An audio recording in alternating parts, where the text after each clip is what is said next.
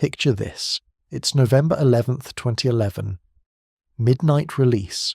You're standing in line at a game store surrounded by people dressed as warriors, mages, and assassins. Some are speaking in broken Dovazul, the dragon language they learned from trailers. The anticipation is electric. When the doors open, you clutch your copy of Skyrim, rush home and boot it up. That opening sequence begins. A cart rolls through mountain passes. A voice cuts through. Hey you, you're finally awake. And for the next few hundred hours, maybe even thousands, you would lose yourself in a world so vast, so detailed, so alive, that reality itself seemed to fade away. But Skyrim wasn't the beginning. It was the culmination of a journey that started almost 2 decades earlier, in a small office in Bethesda, Maryland, where a handful of developers dared to dream bigger than anyone thought possible. They wanted to create entire worlds. Not levels, not maps, worlds. Places where you could go anywhere, be anyone, and write your own story. They called it the Elder Scrolls. Tonight we're going to trace that journey together. From the pixelated dungeons of Arena to the snow-swept peaks of Skyrim. From a company on the brink of bankruptcy to one of the most influential studios in gaming history. From a niche RPG series to a cultural phenomenon that defined a generation. This is the story of the Elder Scrolls, a story of ambition, innovation, near-death experiences, and the kind of determination that turns impossible dreams into legendary realities. Hello there, and welcome to the Sleepy Computer Scientist. Tonight, we're embarking on a journey through one of the most remarkable sagas in gaming history. This isn't just a timeline of release dates and feature lists. It's a story about people who refuse to compromise their vision, about technology pushing past its limits, and about how a series of games became something more than entertainment. They became worlds we could live in. If you enjoy these deep explorations into gaming history, I invite you to like, subscribe, or leave a thought in the comments below. It helps others discover these stories, one curious mind at a time. But for now, just settle in. Let your shoulders relax. Take a slow breath. We have a long road ahead, winding through decades of innovation and creativity. And by the end, you'll understand not just what the Elder Scrolls is, but why it matters, why it endures, and why millions of people, even today, keep returning to Tamriel. Let's begin at the beginning, in a time before open worlds were common, before fast travel was expected, before the very concept of environmental storytelling had a name. Let's go back to 1994, to a game that would change everything. Before we dive into the individual games, we need to understand what makes the Elder Scrolls different. What separates it from every other RPG series? The answer isn't simple, because it's built on a foundation of interconnected design philosophies that Bethesda has refined over 30 years. First, there's the freedom. Not just the freedom to choose your path, though that's certainly part of it. In the Elder Scrolls, you're not playing a predetermined character following a predetermined story. You're creating someone. From the moment you allocate your first stat points, choose your race, and step into the world, that character is yours. The games don't force you to be the hero. You can be a merchant, a thief, an archaeologist studying ancient ruins, or a wandering adventurer who never touches the main quest. The world doesn't revolve around you. It existed before you arrived, and it will continue after you leave. You're just one person in a much larger story. Second, there's the world building. Tamriel isn't just a setting. It's a place with thousands of years of history, with cultures that evolved independently, with religions that conflict and coexist, with political tensions that shape current events. The amount of lore contained in these games is staggering. Every book you find on a shelf, every rumour you hear in a tavern, every ruin you explore adds another thread to an impossibly complex tapestry. Bethesda understood early on that depth matters, that players would spend hours reading in-game texts if those texts were interesting, well written, and added to their understanding of the world. Third, there's the philosophy of environmental storytelling. The Elder Scrolls games are masters of showing rather than telling. You'll stumble upon a skeleton clutching a journal, and reading those final entries reveals a tragedy. You'll find a house with strange alchemical equipment and realise something terrible happened here. You'll discover two lovers' notes hidden in separate locations and piece together a romance that ended badly. The world is filled with these small stories, none of them mandatory, most of them easily missed, but all of them adding texture and life to the experience. Fourth, there's the modding culture. Bethesda made a crucial decision early on to embrace modders rather than fight them. By releasing official modding tools and keeping their game structures relatively open, they allowed the community to extend and enhance their games in ways the developers never imagined. This created a symbiotic relationship. The games lived longer because mods kept them fresh, and the modding community thrived because Bethesda gave them the tools and freedom to create. And finally, there's something harder to quantify: a feeling. The Elder Scrolls games have a particular atmosphere, a tone that's difficult to describe but immediately recognizable. It's in the music, sweeping and melancholic. It's in the weather systems, the way fog rolls through valleys or rain drums on rooftops. It's in the lighting, the golden hour glow as you crest a hill and see a city in the distance. It's in the sound design, the crunch of snow underfoot or the creak of a door in an abandoned fort. These games understand that immersion isn't just about graphics or mechanics. It's about creating a sensory experience that makes you believe, if only for a moment, that you're really there. This combination of freedom, depth, environmental storytelling, community support, and atmospheric design is what makes the Elder Scrolls special. It's what has kept people playing these games for decades. It's what makes a game from 2002 still feel magical today. And it's what we'll be exploring in depth as we journey through each title. Our story begins not with grand ambitions, but with something more modest. In the early 1990s, Bethesda Softworks was a small company, founded in 1986 by Christopher Weaver in Bethesda, Maryland. They had created sports games, educational software, and a few RPGs, but nothing that had broken through to mainstream success. The company was stable but not thriving. They needed something different, something that would put them on the map. Enter a small team led by Ted Peterson and Vijay Lakshman, working under the direction of project leader Julian LeFay. They had an idea for a game that would be bigger than anything they'd attempted before. Initially, it wasn't going to be an RPG at all. The original concept for Arena was a gladiatorial combat game where you'd travel around fighting in different arenas, building your reputation, hence the name, Arena. But as development progressed, something changed. The team realized they were building something that could be much more than a fighting game. The scope expanded. Instead of just moving between arena locations, what if players could explore the roads between them? What if there were towns to visit, dungeons to delve into, quests to complete?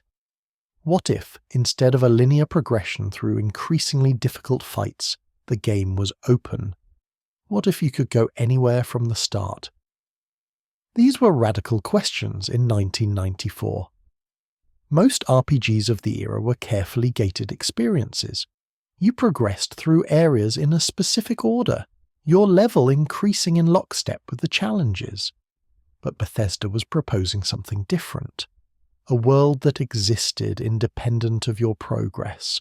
A world where danger wasn't scaled to your level, where you could wander into a high-level dungeon at the start and get destroyed, where freedom was more important than balance.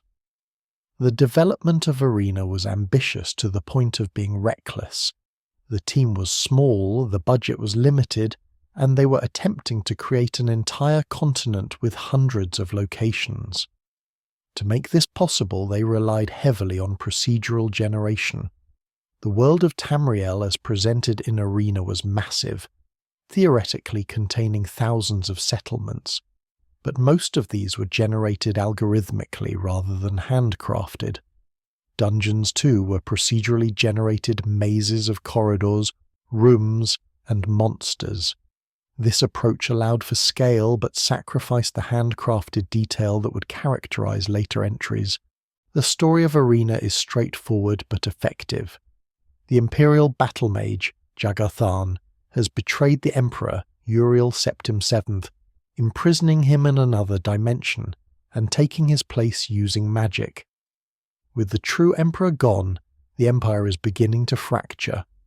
You play as a prisoner who escapes during the chaos and becomes entangled in a plot to free the Emperor and stop Tharn. To do this, you must find the 8 pieces of the Staff of Chaos, scattered across Tamriel in dungeons that test every skill you've developed. It's a classic fantasy setup, but it worked. The quest gave structure to the open world without constraining player freedom. Technically, Arena was impressive for its time, but rough around the edges. The graphics were a mix of 2D sprites and rudimentary 3D environments, rendered in the XnGine, a game engine Bethesda developed in-house. Movement was smooth for the era, and the first-person perspective was immersive, but the procedural generation sometimes created nonsensical layouts. Dungeons could be huge, sprawling affairs that took hours to complete, and without modern conveniences like quest markers or detailed maps, it was easy to get completely lost. Players had to rely on in-game notes, careful observation, and often sheer persistence. The character creation system was deep, offering a wide array of classes or the option to create custom classes with specific skill combinations. This flexibility was central to the Elder Scrolls philosophy. Want to be a warrior who dabbles in magic? You could do that. A thief with a talent for speechcraft? That worked too. The game didn't punish unconventional builds. It encouraged experimentation. Skills improved through use, a system that would become a franchise staple. Cast spells, and your magic skills increased. Swing a sword, and your weapon skills grew. This organic progression felt natural and rewarding. Arena was released in March 1994 to modest but positive reception. Critics praised its ambition and scope, noting that the game offered an unprecedented level of freedom for an RPG. Players could ignore the main quest entirely and just explore, taking on side quests, joining guilds, and building their characters however they wanted. This was revolutionary. Most RPGs at the time funneled players through a predetermined experience. Arena said, "Here's a world, do what you want." However, the game was not without its problems. The procedural generation, while allowing for a massive world, meant that much of the content felt samey. One dungeon looked much like another. One town had the same layout as the next. The lack of handcrafted content meant that while the world was wide, it wasn't particularly deep. Additionally, the game was punishingly difficult. Enemies could kill you in a few hits early on, and the game offered little guidance about where to go or what to do. For players used to more structured RPGs, Arena could be bewildering and frustrating. Despite these issues, Arena found its audience. It wasn't a massive commercial success, but it sold well enough to prove that there was demand for this kind of open-world RPG. More importantly, it established the foundation for everything that would come after. The lore of Tamriel, the skill-based progression, the emphasis on freedom, the first-person perspective. All of these elements that would define the Elder Scrolls were present in Arena. It was rough, unpolished, and overly ambitious, but it was also something genuinely new. And Bethesda knew they had struck gold. They just needed to refine it. The name Arena itself became a bit of an inside joke as the game evolved. By release, the gladiatorial combat concept had been almost entirely abandoned, replaced by the open-world RPG we know. But the name stuck, and Bethesda leaned into it with a bit of late marketing flavor text. The arena is the world itself. A convenient retcon perhaps, but one that captured the spirit of what they'd created. Arena also introduced us to Tamriel, the continent that would be the setting for every mainline Elder Scrolls game. In Arena, you could theoretically visit every province: High Rock, Hammerfell, Skyrim, Morrowind, Cyrodiil, Elsewhere, Valenwood, Black Marsh, and Somerset Isle. Of course, due to procedural generation, these provinces didn't have the distinct character they would gain in later games, but the seeds were planted. The lore was beginning to take shape. The different races, the history of the Septim Empire, the concept of the provinces as distinct cultural regions, all of this started here. Perhaps Arena's greatest legacy is that it proved the concept. An open-world, first-person RPG could work. Players wanted freedom. They wanted to explore. They wanted to feel like they were part of a living world rather than just following a script. Arena was imperfect, but it was proof of concept. And with that proof, Bethesda could move forward, confident that their vision was viable. The question was, how much further could they push it?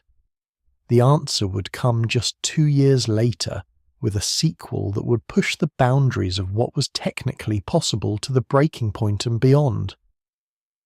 If Arena was a proof of concept, Daggerfall was Bethesda swinging for the fences.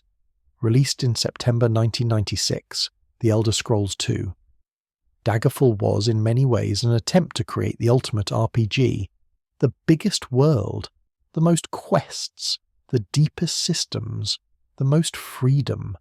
And for better and worse, it delivered on almost all of these promises, while also delivering bugs, crashes, and complexity that could overwhelm even veteran players. Daggerfall focused its scope geographically, setting the entire game in the region of High Rock and Hammerfell in northwestern Tamriel. But don't let that reduced geographic scope fool you. The playable area of Daggerfall was absurdly, almost incomprehensibly large. By some estimates, the game world covered approximately 161,600 square kilometres. To put that in perspective, that's roughly the size of Great Britain. No modern Elder Scrolls game comes close. Skyrim's map is around 37 square kilometres. Oblivion is about 41. Daggerfall dwarfed them. You could walk in one direction for real-world hours and still not reach the edge of the map. How did Bethesda accomplish this?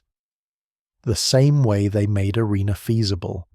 Procedural generation, but taken to new extremes. The game featured over 15,000 towns, cities, villages, and dungeons, almost all of them generated by algorithms. The main quest and certain key locations were handcrafted, but the vast majority of the world was built by code. This approach allowed for scale that seemed impossible at the time, but it also meant that much of the content felt repetitive. Towns used similar templates. Dungeons followed predictable patterns. After a while, you'd seen most of what the procedural generation could produce, and the sense of discovery faded. But within that massive world, Bethesda built systems of remarkable depth. The quest system in Daggerfall was extensive, with hundreds of procedurally generated quests alongside the main story. You could join numerous factions, each with their own quest lines: the Fighters Guild, Mages Guild, Thieves Guild, Dark Brotherhood, various knightly orders, vampire clans, and more. Reputation mattered. Your actions with one faction could impact how others viewed you. The game tracked dozens of reputation values, and NPCs would react differently based on your standing. The main quest of Daggerfall is one of the most complex in the series. You arrive in the region at the behest of the Emperor, tasked with 2 missions: to investigate the death of King Lysandus of Daggerfall, whose ghost reportedly haunts the streets of his former capital, and to locate a letter the Emperor sent to the Queen of Daggerfall, which has gone missing under mysterious circumstances. What begins as a relatively straightforward investigation quickly spirals into a web of political intrigue, ancient artifacts, and reality-bending events. The central MacGuffin is the Totem of Tiber Septim, an artifact that grants control of the Numidium, a colossal reality-warping construct from the distant past. Multiple factions are vying for this power: various kingdoms, the Underking, a mysterious undead entity, the King of Worms, an ancient lich, and others. The player must navigate this dangerous political landscape, and ultimately, the choice of who to give the totem determines the ending. But here's where it gets interesting. The game features multiple endings, and canonically, in the lore, all of them happened simultaneously due to a phenomenon called the Warp in the West, a dragon break where linear time fractured. This allowed Bethesda to avoid locking themselves into one canonical outcome while acknowledging all player choices. Daggerfall's character system was incredibly deep, perhaps too deep for its own good. The game featured skills for climbing, jumping, swimming, dodging, running, and more. You could create custom classes with advantages and disadvantages, fine-tuning your character to an absurd degree.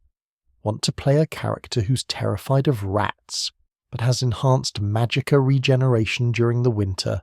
You could do that. The system offered nearly limitless customization, but it was also overwhelming and sometimes unbalanced. Certain combinations were overpowered, while others were nearly unplayable. The dungeons in Daggerfall achieved legendary status, but not always for the right reasons. They were massive, sprawling 3-dimensional mazes that could take hours to complete.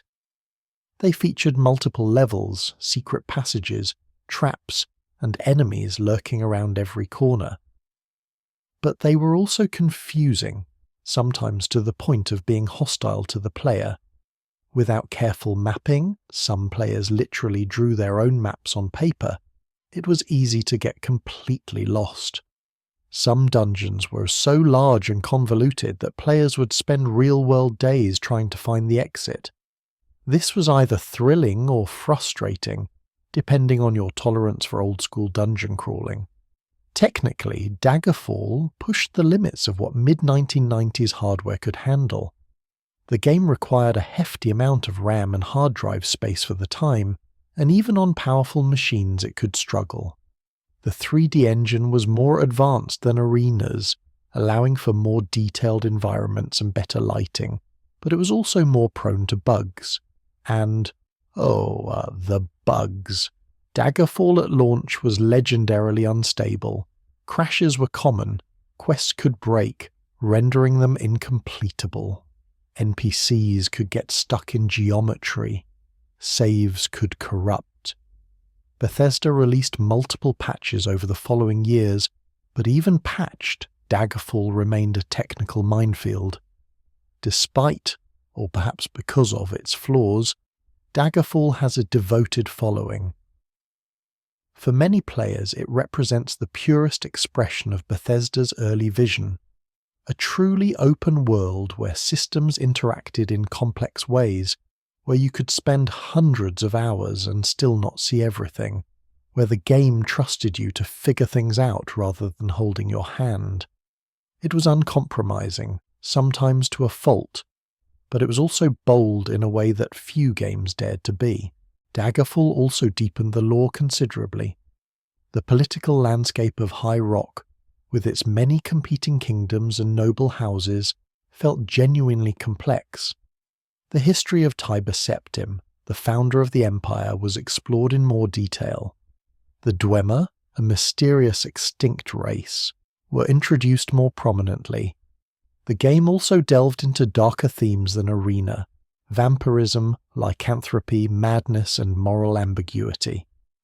You could become a vampire or werewolf, which fundamentally changed how you played. As a vampire, you had to feed on victims to maintain your humanity, and entire towns would attack you if they discovered your nature. These systems were janky and sometimes frustrating, but they added texture to the world. The music of Daggerfall, composed by Eric Heberling, deserves special mention. The MIDI-based soundtrack was atmospheric and memorable, with tracks that range from haunting to triumphant. The main theme, with its sweeping strings and bold brass, set the tone for the entire series' musical identity. Even today, fans remember Daggerfall's music fondly. Commercially, Daggerfall was more successful than Arena, selling over 100,000 copies within its first week. Reviews were generally positive, praising its scope and ambition while acknowledging its technical problems. It cemented the Elder Scrolls as a franchise to watch, and it showed that there was a growing audience for massive open-world RPGs. But Daggerfall's development also revealed a harsh truth. This level of ambition was expensive and risky. The game had nearly bankrupted Bethesda during its prolonged development. The company needed to diversify, to try new things, and to find more sustainable ways to create games. This led to 2 experimental spin-offs that would take the Elder Scrolls in very different directions, with mixed results. Looking back, Daggerfall stands as a monument to a particular era of game design, when ambition outstripped technical capability, when developers dreamed bigger than their engines could handle, when more was always the answer. It was glorious and broken in equal measure, and while no Elder Scrolls game since has attempted Daggerfall's sheer scale, its influence echoes through the series. The depth of systems, the political intrigue, the moral complexity, the trust in the player to navigate a complex world, these are all part of Daggerfall's legacy. In many ways, Daggerfall was too ambitious for its own good. It was a game that reached for the impossible, and in some ways grasped it, even if its grip was shaky. It proved that Bethesda had vision and courage. It also proved that they needed to refine their approach. The next 2 games in the Elder Scrolls universe would be experiments, attempts to find new audiences and new gameplay styles. They would fail, at least commercially. But those failures would teach Bethesda crucial lessons about what made their series special. After Daggerfall's release, Bethesda found itself at a crossroads. They'd created 2 massive, ambitious RPGs that had earned critical respect and a dedicated fan base, but the company wasn't yet financially stable. Daggerfall's development had been costly, and while it sold well, it hadn't generated the kind of blockbuster revenue that would secure Bethesda's future. The company needed to diversify. They needed to experiment with different approaches to the Elder Scrolls universe. What followed were 2 games that, while interesting in their own right, would serve more as cautionary tales than successes. The first was an Elder Scrolls legend, Battlespire, released in November 1997. Battlespire was a radical departure from the open-world formula. Instead of exploring a vast continent, players found themselves trapped in the Battlespire, a magical training facility suspended in Oblivion. The game was more linear, more focused, and much more combat-oriented than its predecessors. It was designed as a multiplayer experience, supporting up to 6 players either cooperatively or competitively, which was innovative for the time but poorly implemented due to the limitations of late 1990s internet connectivity. The story of Battlespire is straightforward. Mehrunes Dagon, the Daedric Prince of Destruction, has invaded the Battlespire, slaughtering everyone inside. You play as an apprentice who must fight through hordes of Daedra and other creatures to stop the invasion and escape. The game featured dialogue with enemies, allowing for some creative problem-solving. You could negotiate with Daedra, trick them, or fight your way through. This dialogue system was interesting but underutilized, and most players simply defaulted to combat. Technically, Battlespire used an updated version of Daggerfall's engine, but the confined spaces and heavy combat focus revealed the engine's weaknesses. The controls were clunky, the combat was awkward, and the game's difficulty was punishing. Moreover, by stripping away the open-world exploration that defined the Elder Scrolls, Battlespire lost much of what made the series appealing. It wasn't a bad game exactly, but it wasn't what fans wanted. The multiplayer features, while ambitious, were plagued with issues. Connection problems, lag and balancing issues made the multiplayer mode more frustration than fun. The single-player campaign was decent but short, and once you completed it, there was little reason to return. Reviews were mixed, with critics acknowledging the game's ambition while noting its execution problems. Sales were disappointing. Battlespire found a small audience but failed to expand the Elder Scrolls' reach. Then came the Elder Scrolls Adventures, Redguard, released in October 1998. Redguard was an even more dramatic departure. It was a third-person action-adventure game set on the island of Stros M'Kai in Hammerfell. You played as Cyrus, a Redguard mercenary searching for his missing sister, while becoming embroiled in a conflict between the Empire and the island's natives. Unlike previous Elder Scrolls games, Cyrus was a defined character with his own personality, voice acting, and backstory. There were no character creation screens, no class selection, no skill-based progression. Redguard was telling a specific story about a specific person. The game was influenced by titles like Tomb Raider and Prince of Persia, featuring platforming, puzzle-solving, and sword-based combat. The combat system was more sophisticated than previous Elder Scrolls games, with different attack directions and blocking mechanics. The game also featured better graphics than anything Bethesda had done before, with detailed character models, improved lighting, and more cinematic presentation. The voice acting was relatively high quality for the time, with Michael Mack providing a memorable performance as Cyrus. Redguard was actually a well-crafted game. The story was engaging, blending political intrigue with personal stakes.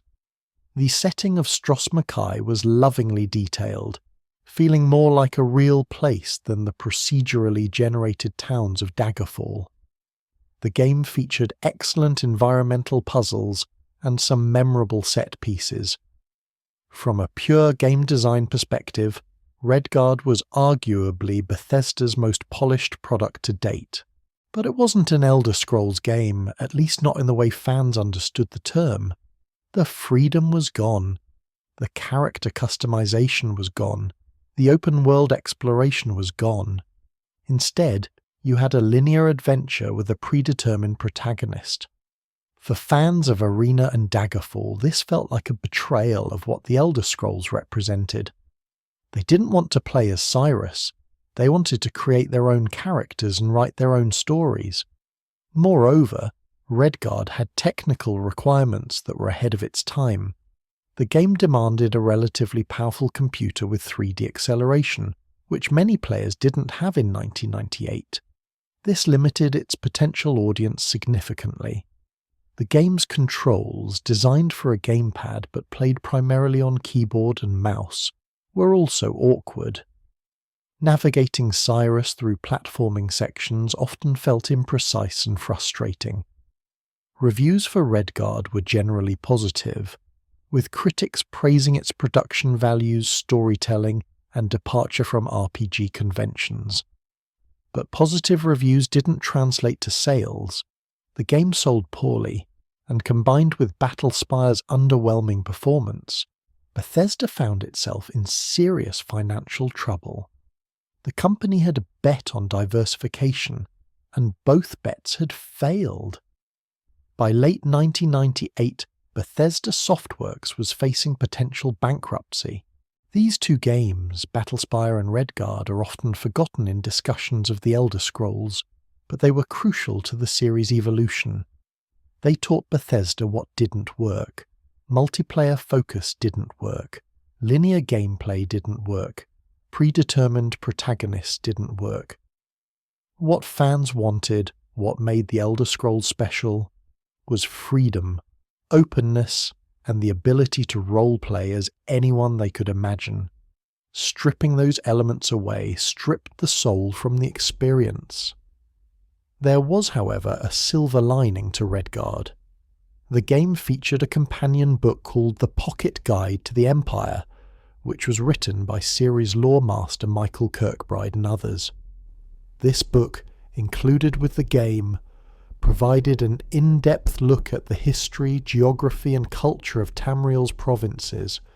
It was beautifully written, blending in-universe propaganda with genuine historical information, and it deepened the world-building significantly. Many of the concepts introduced in this guide would become foundational to Elder Scrolls lore. The attention to detail, the willingness to create entire cultures with their own perspectives and biases, showed that even when Bethesda missed the mark on gameplay, they remained committed to building a believable world. The failure of these spin-offs put Bethesda in a desperate position. They had to return to what worked, but they couldn't simply make another Daggerfall. The technical problems, the scope management issues, and the prohibitive development costs made that approach unsustainable. They needed a new strategy. They needed to scale back the geographic scope while increasing the handcrafted detail. They needed better technology, and they needed a hit. The company's survival depended on it. Fortunately, help was on the horizon. In 1999, Bethesda Softworks was acquired by ZeniMax Media, a newly formed company that provided financial stability and resources.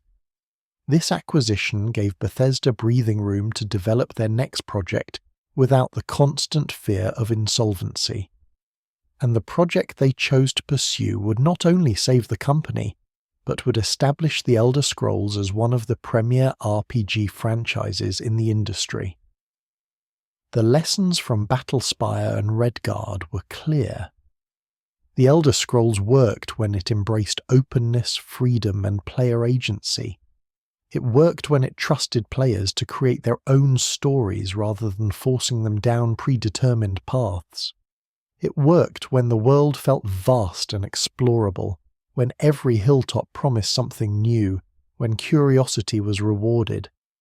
These principles would guide the development of the next game, a game set in one of the strangest, most alien provinces in all of Tamriel. A game that would be both a return to form and a bold step forward. That game was Morrowind, and it would change everything. By the year 2000, Bethesda Softworks was starting fresh. The company had new financial backing from ZeniMax Media, a clear understanding of what had gone wrong with their experimental spin-offs, and a determination to create a proper Elder Scrolls sequel. But they also faced new challenges. The gaming landscape had shifted dramatically since Daggerfall. Graphics expectations had risen. Console gaming was becoming increasingly important, particularly with Microsoft preparing to launch the Xbox. And players' tolerance for the kind of obtuse, buggy experiences that characterized Daggerfall had decreased. The next Elder Scrolls game needed to be more polished, more accessible, but without sacrificing the freedom that defined the series, the team chose to set the game in Morrowind, the homeland of the Dark Elves, specifically on the island of Vvardenfell. This was a brilliant choice for several reasons. First, Morrowind had been mentioned in previous lore but never fully explored, giving the developers creative freedom while maintaining continuity. Second, the alien nature of Morrowind's culture and environment would make the game visually and thematically distinct from typical fantasy settings. Instead of the generic medieval European aesthetic that dominated fantasy games, Morrowind would feature giant mushrooms as buildings, chitinous armour, insect-like creatures, and a culture steeped in ancestor worship, slavery, and religious dogma. The development of Morrowind was a balancing act. Bethesda knew they couldn't create another procedurally generated continent like Daggerfall. The technology had improved, but not enough to generate interesting content algorithmically. Instead, they committed to handcrafting every location. Vvardenfell would be smaller than Daggerfall's map, but every inch would be intentional. Every ruin would have a story. Every cave would have unique contents. Every city would have its own architecture, culture, and political dynamics. This approach required significantly more development time and resources, but it paid off in creating a world that felt genuinely lived in. The engine was rebuilt from the ground up using the newly licensed Gamebryo engine, which would become the foundation for Bethesda's games for the next decade. This engine allowed for significantly better graphics, including real-time shadows, advanced weather effects, and more detailed character models. It also enabled the game to run on the original Xbox, which was crucial for expanding the Elder Scrolls audience beyond PC gamers. The story of Morrowind is one of the most complex and philosophically rich in the series. You begin as a prisoner, released from Imperial custody, and sent to Vvardenfell under mysterious orders. You're told to report to a man named Caius Kozades in the town of Balmora. But beyond that, the game gives you little direction. As you investigate, you learn that you may be the reincarnation of the Nerevarine, a legendary Dunmer hero prophesied to return and drive out foreign invaders. But the prophecy is ambiguous. There have been false Nerevarines before. The religious authority, the Tribunal Temple, actively opposes the prophecy because it threatens their power. And the being you're prophesied to defeat, Dagoth, was once a close companion of the historical Nerevar. The main quest gradually reveals a tragedy that occurred millennia ago. Nerevar and his council, including Dagoth, discovered the heart of Lorkhan, the literal heart of a dead god, deep beneath Red Mountain. The council used tools to tap into the heart's power, achieving divinity and becoming the Tribunal, 3 living gods who ruled Morrowind. But Dagoth was corrupted by the heart, becoming something monstrous, spreading a divine plague called the Blight, and seeking to create a new god to reshape reality according to his vision. Your quest is to fulfill the prophecy, unite the fractured Dunmer clans, gain the support of the Tribunal, and ultimately destroy Dagoth by severing his connection to the heart of Lorkhan. But the game never quite confirms whether you're actually the prophesied Nerevarine or simply someone who fulfills the prophecy's requirements. This ambiguity is intentional, leaving room for interpretation and allowing players to decide for themselves what their character's story means. What made Morrowind special wasn't just the main quest, though. It was the world itself. Vvardenfell was unlike anything players had seen in an RPG.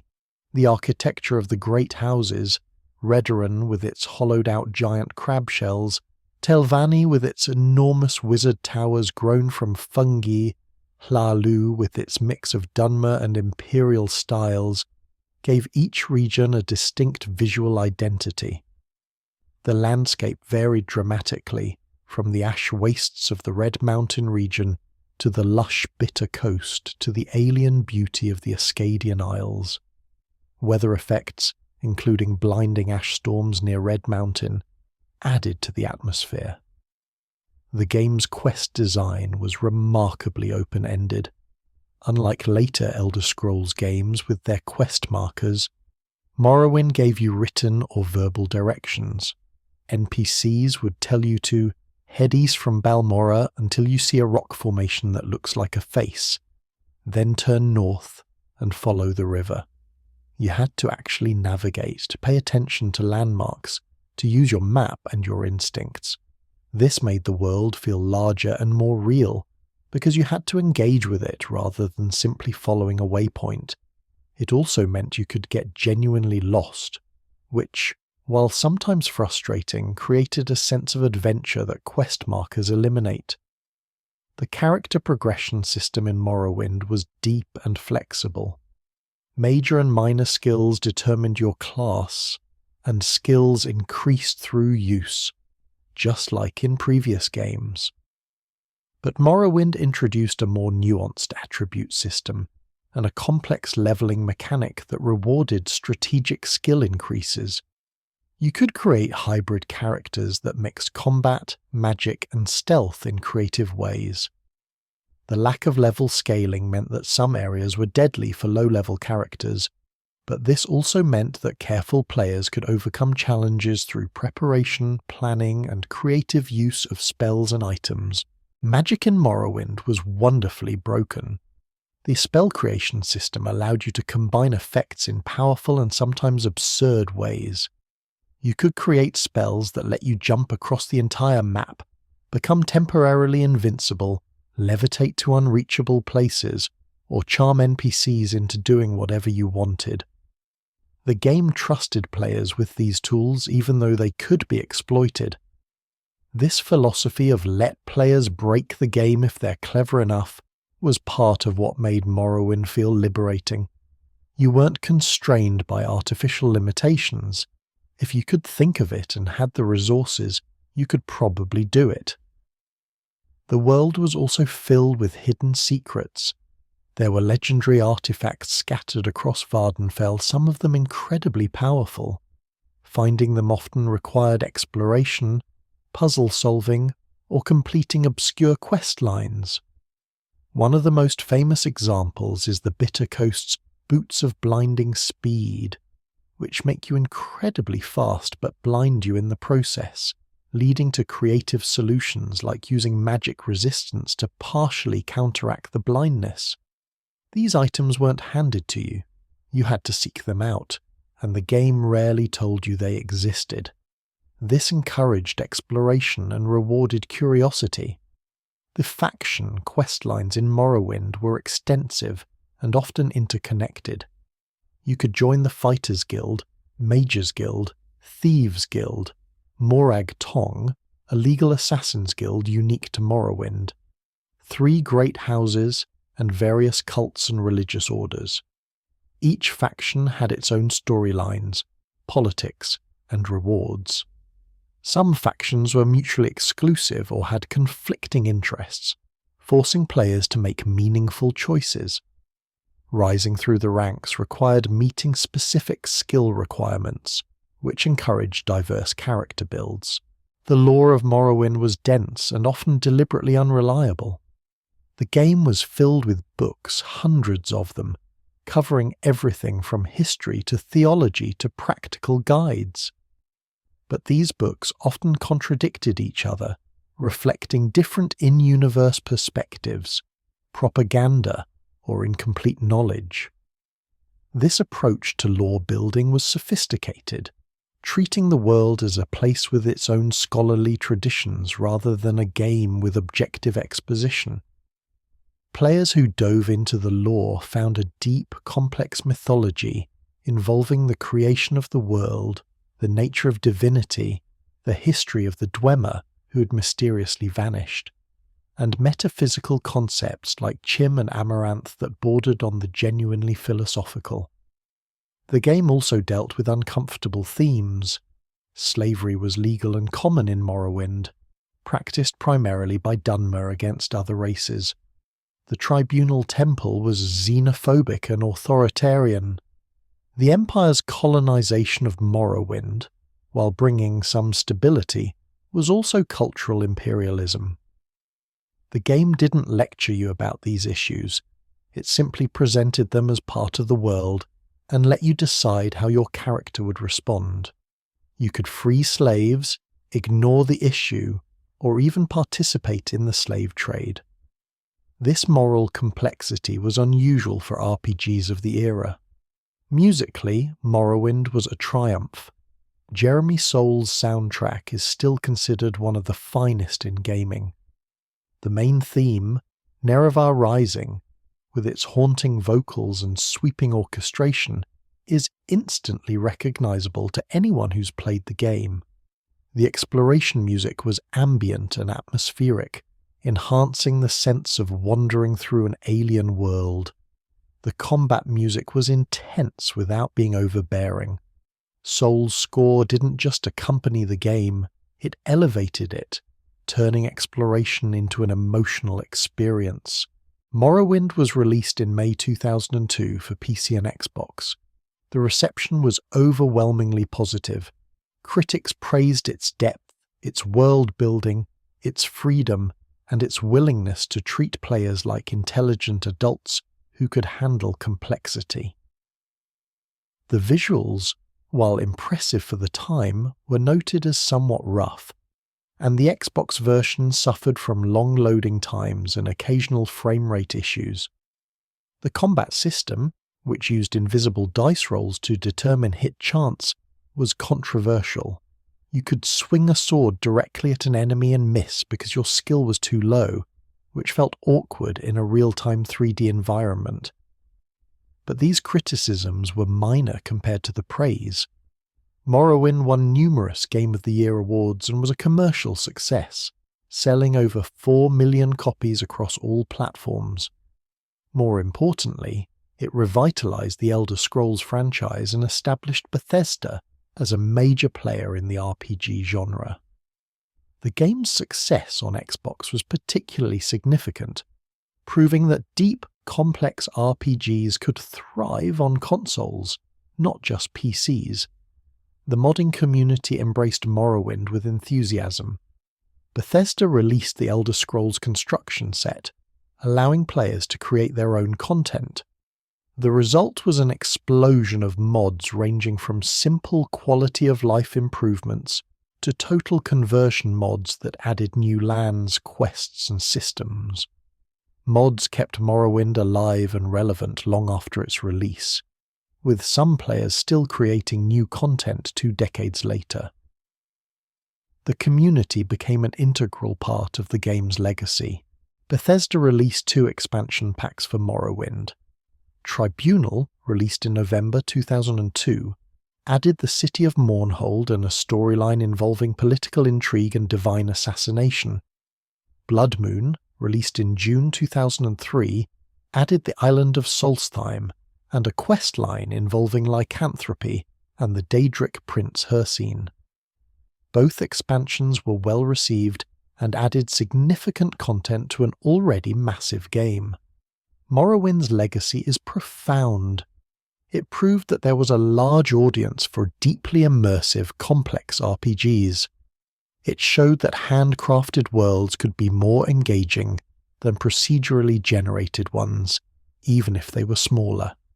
It demonstrated that players valued atmosphere and lore as much as mechanics. And it saved Bethesda, transforming them from a struggling studio into a successful developer with a hit franchise. But perhaps most importantly, Morrowind established the template that all future Elder Scrolls games would follow. The structure of discovering a new region of Tamriel, gradually learning its history and culture, becoming entangled in its conflicts, and ultimately saving it from some existential threat. This would be the formula. The focus on environmental storytelling, the freedom to ignore the main quest, the faction systems, the skill-based progression, All of these elements, refined in Morrowind, became franchise staples. For many fans, Morrowind remains the peak of the Elder Scrolls series. Its willingness to be alien and strange, its trust in the player's intelligence, its dense lore and moral ambiguity, these qualities made it special. Later games would be more polished, more accessible, more commercially successful, but they would also be more conventional. Morrowind dared to be difficult and weird, and in doing so, it created something unforgettable. With Morrowind's success, Bethesda's future was secure. The question now was, where would they go next? The logical answer was to continue refining the formula, to take what worked in Morrowind and improve upon it, to create a game with Morrowind's depth but with better graphics, more polished mechanics, and broader appeal. And that's exactly what they set out to do. The next chapter in the Elder Scrolls saga would take players to the heart of the Empire itself, to a province that was simultaneously more familiar and more ambitious than anything they'd attempted before. That province was Cyrodiil, and the game would be called Oblivion. The success of Morrowind gave Bethesda resources and confidence they'd never had before. Now, as they look toward the next generation of gaming hardware, the Xbox 360, PlayStation 3, and increasingly powerful PCs, they had an opportunity to create something that would push the franchise forward while reaching an even broader audience. The challenge was finding the right balance. How could they maintain the depth and freedom that defined the Elder Scrolls while making the games more accessible to players who found Morrowind too obtuse or difficult? The answer was the Elder Scrolls 4, Oblivion, released in March 2006 for PC and Xbox 360, with a PlayStation 3 version following in 2007. Oblivion represented a significant shift in Bethesda's design philosophy. While Morrowind had embraced its alien strangeness, Oblivion returned to more traditional fantasy aesthetics. The setting was Cyrodiil, the heartland of the Empire, a province that lore established as a diverse region with jungles in the south and varied terrain elsewhere. However, in Oblivion, Cyrodiil was reimagined as a more generic medieval European landscape of rolling hills, forests, and castle towns. This change was controversial among lore purists, but made the game more immediately familiar to mainstream audiences. The technological leap was immediately apparent. Oblivion was beautiful in a way that previous Elder Scrolls games simply couldn't be. The landscapes were lush and detailed, with realistic lighting, dynamic shadows, and draw distances that let you see distant landmarks. The HDR lighting, particularly during sunrise and sunset, created stunning vistas that encouraged players to simply stop and look. Character models were vastly improved, though the facial animations fell into the infamous uncanny valley, leading to countless memes about Oblivion's unsettling faces. The interiors of buildings, dungeons and ruins were more detailed and varied than Morrowind's often repetitive architecture. But the most revolutionary technical feature was Radiant AI. Bethesda promised that NPCs in Oblivion would have their own lives, schedules, and motivations. They would eat, sleep, work, and socialize based on their own needs, rather than following simple scripted routines. In theory, this would create a living, breathing world where every character felt like a real person. In practice, Radiant AI was both impressive and hilariously broken. NPCs did follow daily schedules, which made cities feel more alive. You could follow a shopkeeper from his store to the tavern for dinner, then to his home for sleep. But the AI could also produce bizarre behaviours. NPCs might steal from each other, attack shopkeepers for bread, or get stuck in strange loops. Bethesda had to tone down the AI significantly before release, but even the limited version added a layer of immersion that previous games lacked. The story of Oblivion centered on a crisis of cosmic proportions. The Emperor, Uriel Septim VII, the same Emperor from Arena, now at the end of his life, is assassinated along with his known heirs. Without a Septim on the throne, the magical barriers separating Tamriel from Oblivion, the realm of the Daedric princes, begin to collapse. Gates to Oblivion open across Cyrodiil, spewing forth Daedric armies intent on conquering the mortal world. The player character, a prisoner who happens to be in the right cell at the right time, is tasked by the dying emperor with finding his last surviving son, Martin, and helping him claim the throne to end the crisis.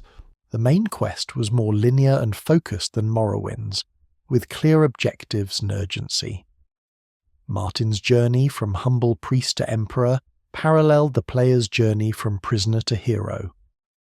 The relationship that developed between the player and Martin gave the story emotional weight, especially in the climactic ending where Martin sacrifices himself to stop the Daedric invasion.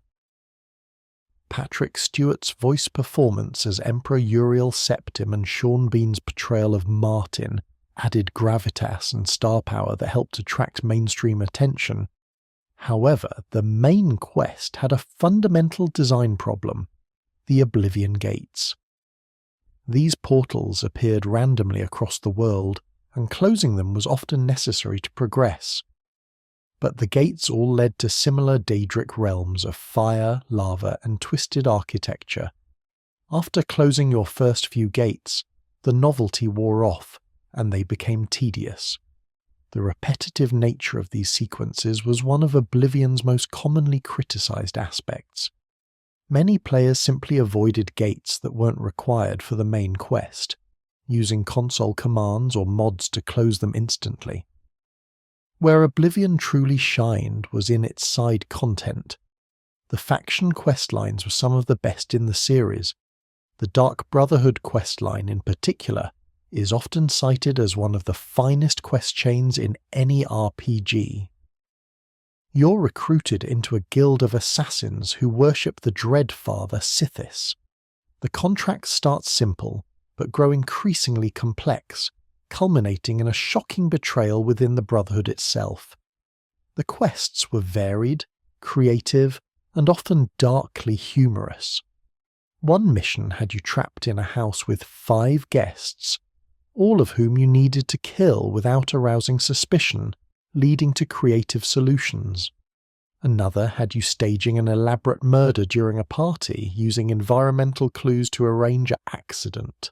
The Thieves' Guild questline was similarly engaging, involving elaborate heists, double crosses, and a plot to steal an Elder Scroll from the Imperial Palace.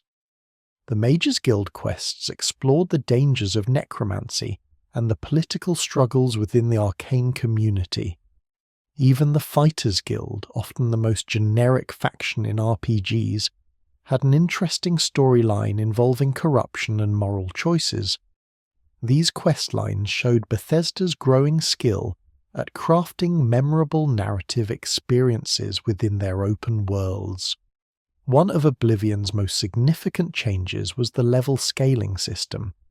Unlike Morrowind, where areas had fixed difficulty levels, Oblivion scaled almost everything to match the player's level.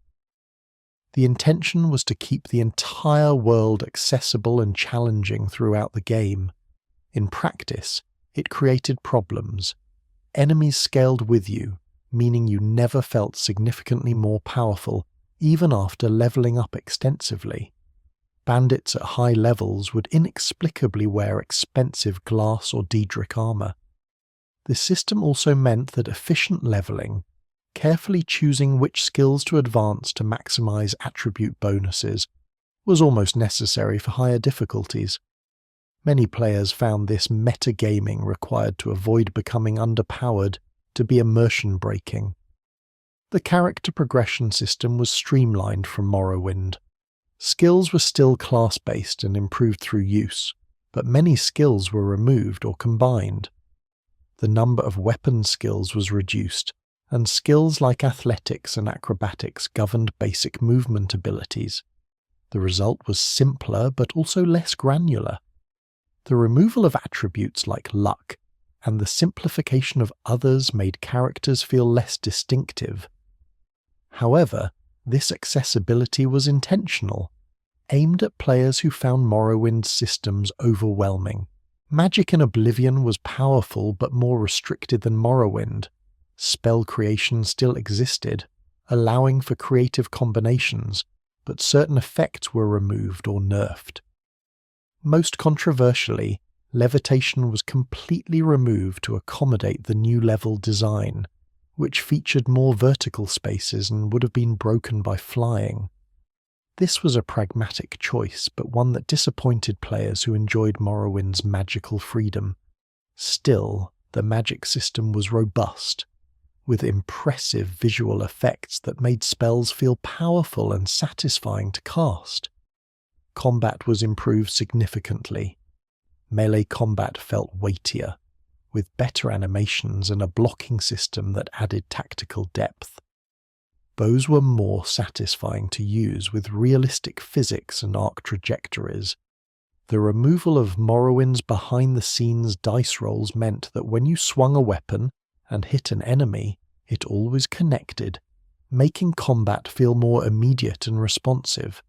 However, the combat still lacked the complexity of dedicated action games, with simple attack patterns and limited enemy variety. The world of Cyrodiil was beautiful but somewhat homogeneous. Unlike Morrowind's distinct regions, Cyrodiil's forests and plains tended to blend together. The cities, however, were impressive. The Imperial City, with its multiple districts, sewers, and the white gold tower at its centre, felt like a real capital. Bruma, nestled in snowy mountains, had a Nord-influenced aesthetic.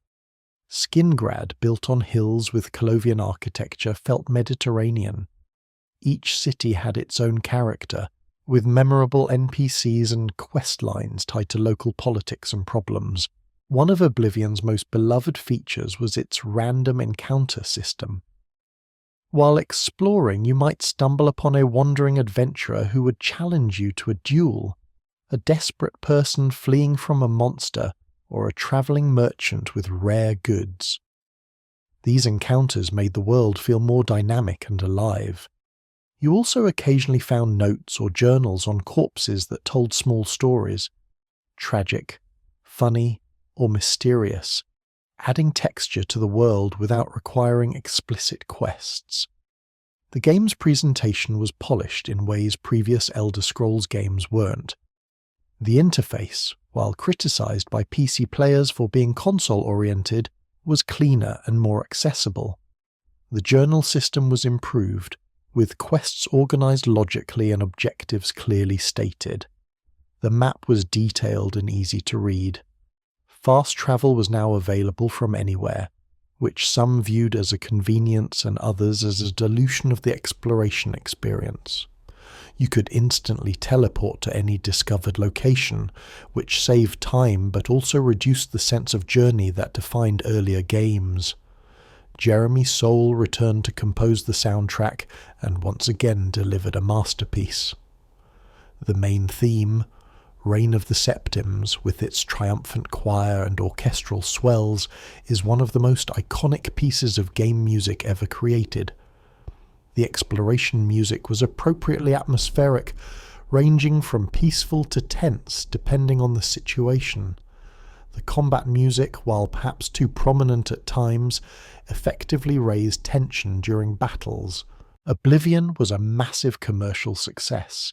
It sold over 3 million copies in its first month and went on to sell over 9 million copies across all platforms.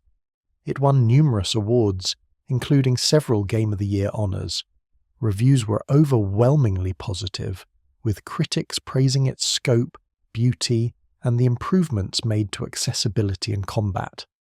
The few criticisms, level scaling, repetitive Oblivion gates, occasional AI oddities, were generally viewed as minor issues in an otherwise exceptional game. The game's success on consoles was particularly noteworthy. While Morrowind had done well on Xbox, Oblivion truly proved that the Elder Scrolls could be as much a console franchise as a PC one. The Xbox 360 version in particular was considered one of the best RPGs on the platform and helped establish the 360 as a destination for Western RPGs. Bethesda supported Oblivion with extensive DLC, some of which became infamous. Horse Armor was released in April 2006 as one of the earliest examples of cosmetic DLC, charging players $250 for decorative armor for their horses. The community backlash was significant, and Horse Armor became shorthand for overpriced low-value DLC. However, Bethesda also released substantial expansions. Knights of the Nine added a questline involving the return of an ancient Crusader order and the recovery of legendary relics. It was relatively modest but well crafted. The real triumph was the Shivering Isles, released in March 2007. This expansion transported players to the realm of Sheogorath, the Daedric Prince of Madness. The Shivering Isles were divided into mania and dementia, representing different aspects of insanity, with vibrant, surreal environments that were a far cry from Cyrodiil's conventional fantasy landscapes. The questline involved becoming Sheogorath's champion, and ultimately taking on his mantle. The writing was witty and creative, with memorable characters like the paranoid dark seducer Théoden and the depressive Golden St. Syl. Sheogorath himself, voiced brilliantly by Wes Johnson, became a fan-favourite character. The expansion was meaty, offering 20-30 hours of content, and was widely considered one of the best expansions Bethesda had ever created. The modding community embraced Oblivion as enthusiastically as they had Morrowind. The construction set was released, and modders quickly went to work. Graphics mods improved character faces, added better textures, and enhanced lighting. Gameplay mods fixed level scaling, overhauled combat, and rebalanced magic. Quest mods added entirely new storylines, some rivaling the quality of official content. Conversion mods even recreated Morrowind within Oblivion's engine. The modding scene kept Oblivion alive and vibrant for years, with some players accumulating hundreds of mods for their games. Oblivion's impact on the RPG genre was significant. It proved that open-world RPGs could achieve mainstream success without sacrificing depth. It influenced countless games that followed, from Dragon Age to the Witcher series, to Fallout 3, which Bethesda would develop using Oblivion's engine and design principles.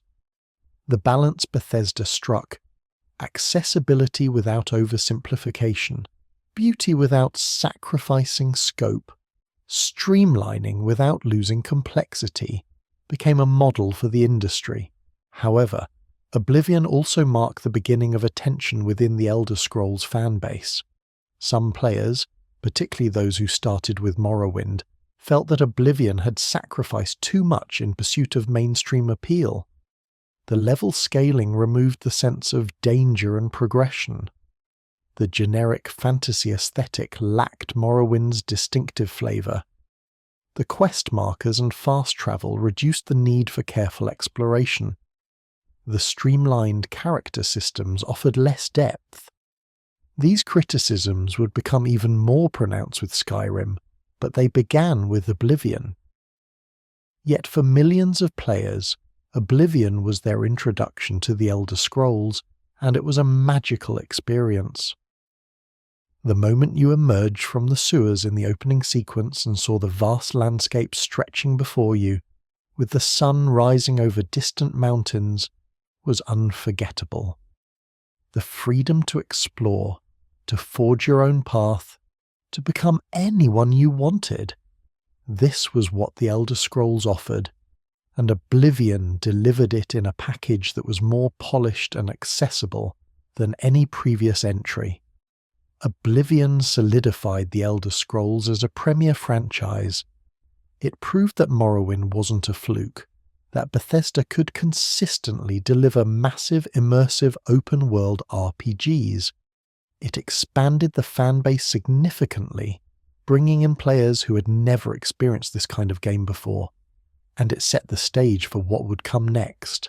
A game that would dwarf even Oblivion's success, a game that would become a cultural phenomenon, a game that would be re-released so many times it became a meme. That game, of course, was Skyrim.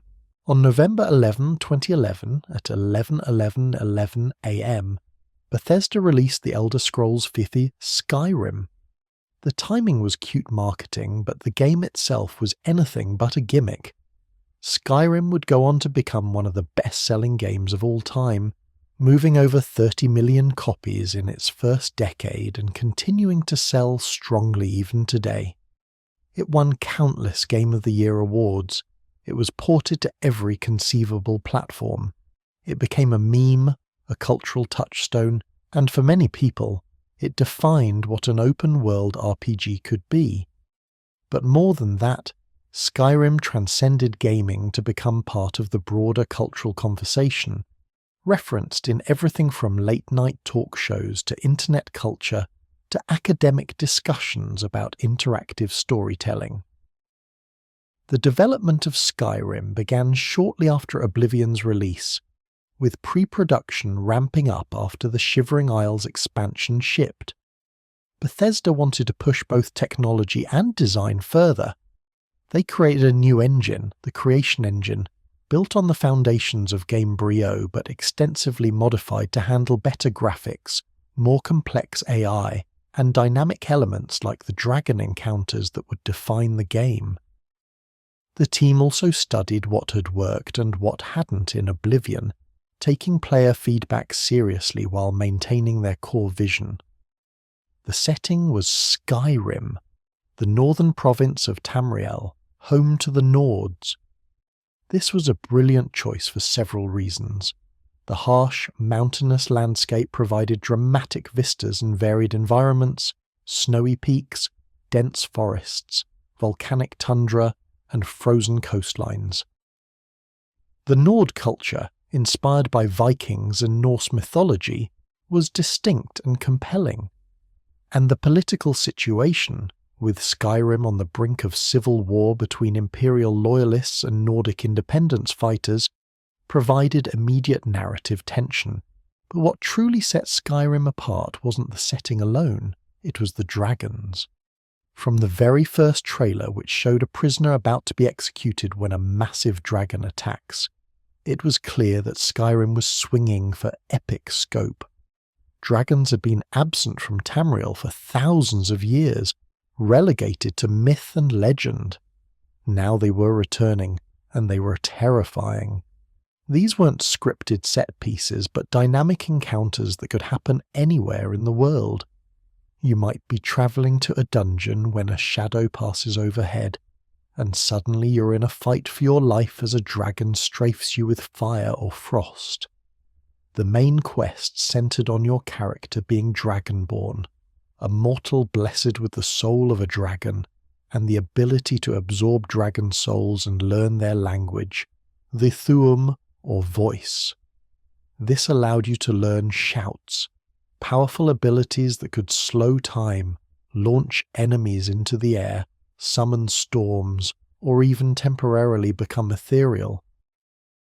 The shouts were one of Skyrim's most distinctive features, providing powerful abilities with cooldown timers rather than magicka costs, encouraging aggressive, exciting gameplay.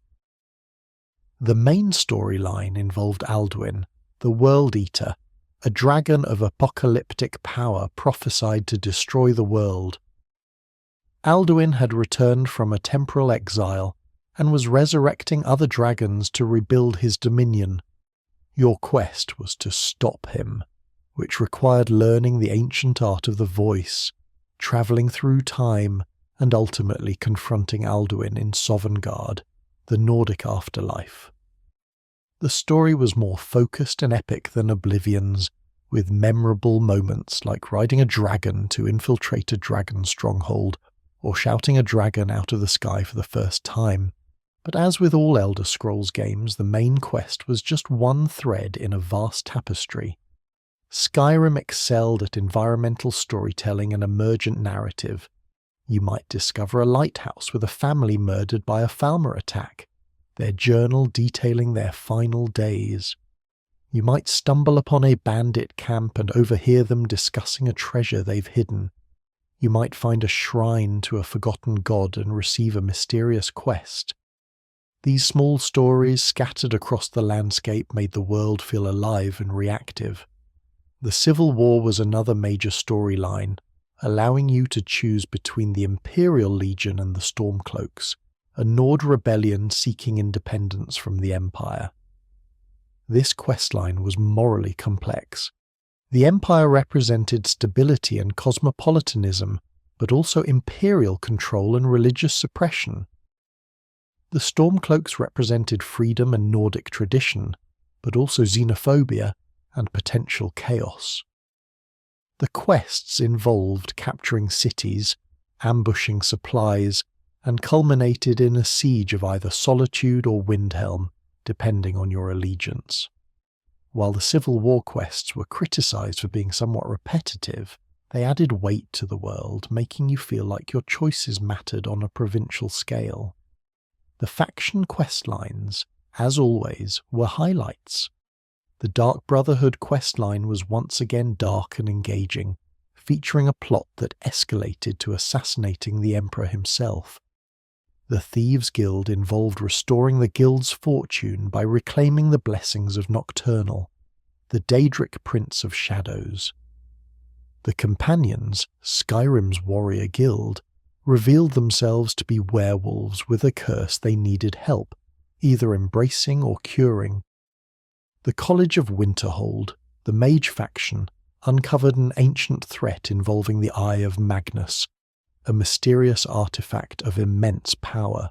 Each faction had its own headquarters, culture, and characters. The Companions operated out of Jorvaska in Whiterun, a mead hall that embodied Nordic warrior culture. The College of Winterhold was perched on a cliff, isolated from a town that distrusted magic. The Dark Brotherhood had multiple sanctuaries, each with its own atmosphere. These weren't just quest givers, they were communities you joined, with members who had relationships, secrets, and stories. The leveling system was completely overhauled. Gone were the class-based systems of previous games. In Skyrim, you built your character organically by simply using skills. Want to be a mage? Use magic, and your magic skills will increase. Want to switch to being a warrior mid-game? Start using weapons and armor. Each level up gave you a choice. Increase health, magicka, or stamina, and choose a perk.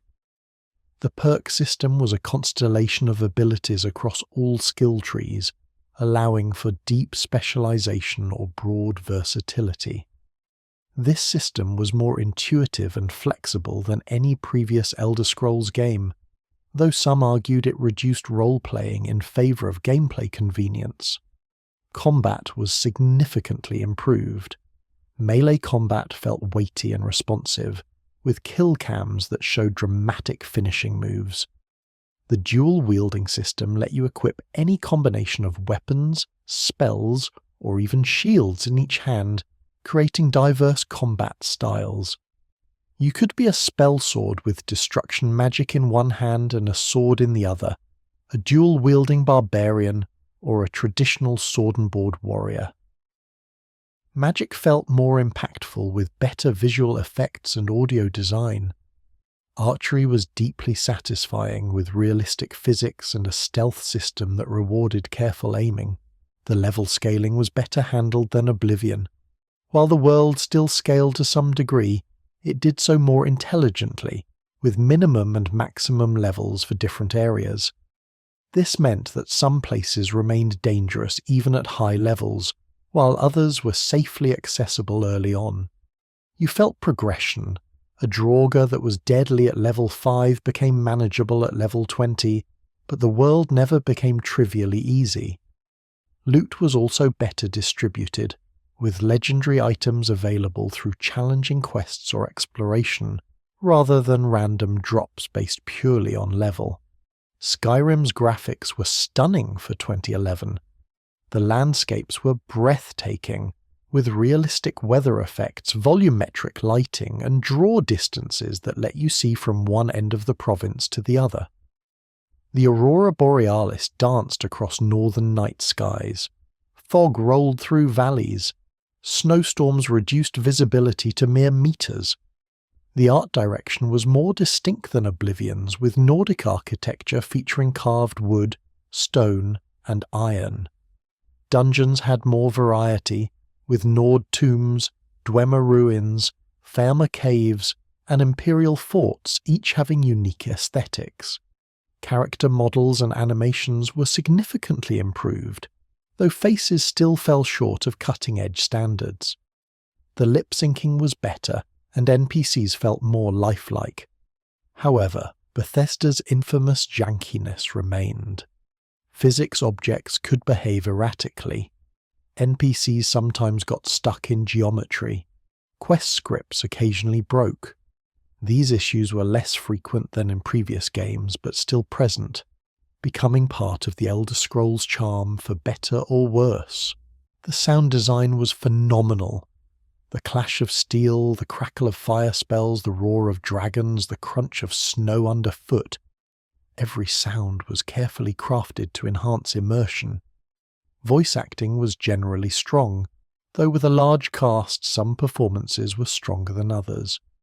The now infamous arrow in the knee line became a meme precisely because players heard it so often from guards, highlighting the limited barks for common NPCs. And then there was the music. Jeremy Soule returned once more, and his Skyrim soundtrack is arguably his magnum opus. The main theme, Dragonborn, with its Nordic male choir chanting Dovahkiin and dramatic orchestral accompaniment, is one of the most recognizable pieces of music in gaming history. The exploration tracks were hauntingly beautiful, capturing the loneliness and majesty of Skyrim's wilderness. The combat music was intense and driving. The ambient tracks that played in cities and taverns added cultural texture. The music didn't just accompany the game, it became inseparable from it. To this day, hearing those first notes of Dragonborn evokes powerful nostalgia in millions of players. Skyrim launched to universal critical acclaim. Review scores were overwhelmingly in the 90-95 range. Critics praised its scope, beauty, improved combat, and the way it balanced accessibility with depth. The few criticisms, some repetitive quests, occasional bugs, a main story that some found less compelling than side content, were minor compared to the praise. Within 2 days, Skyrim had shipped 7 million copies. Within a month, it had sold 10 million. It became one of the fastest-selling games ever and would continue selling steadily for years. But Skyrim's success wasn't just about sales numbers or review scores. It was about cultural penetration. I used to be an adventurer like you. Then I took an arrow in the knee. Became one of gaming's most famous memes. Fusro Da, the words of power for the unrelenting force shout, entered the gaming lexicon. People dressed as Skyrim characters for Halloween. YouTube was flooded with Skyrim content. Let's plays, mod showcases, lore discussions, meme compilations. Skyrim transcended the gaming community to become something non-gamers recognized and referenced. The game won hundreds of awards, including Game of the Year from most major publications and award shows. It was praised not just as a great game, but as a landmark achievement in interactive entertainment.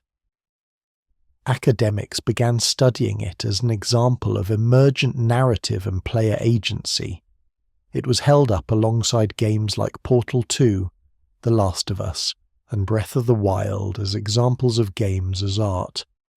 Bethesda supported Skyrim with 3 major DLC expansions: Dawnguard, released in June 2012, added a storyline involving a vampire lord seeking to blot out the sun and the Dawn Guard, a group of vampire hunters. You could choose to join either side, and the DLC introduced crossbows, vampire lords as a playable transformation, and the Soul Cairn, a haunting realm of the undead. It was solid but somewhat conventional. Hearthfire, released in September 2012, was smaller in scope, but beloved by a different segment of players. It allowed you to purchase land and build custom homes, complete with wings for armories, alchemy labs, libraries, and more.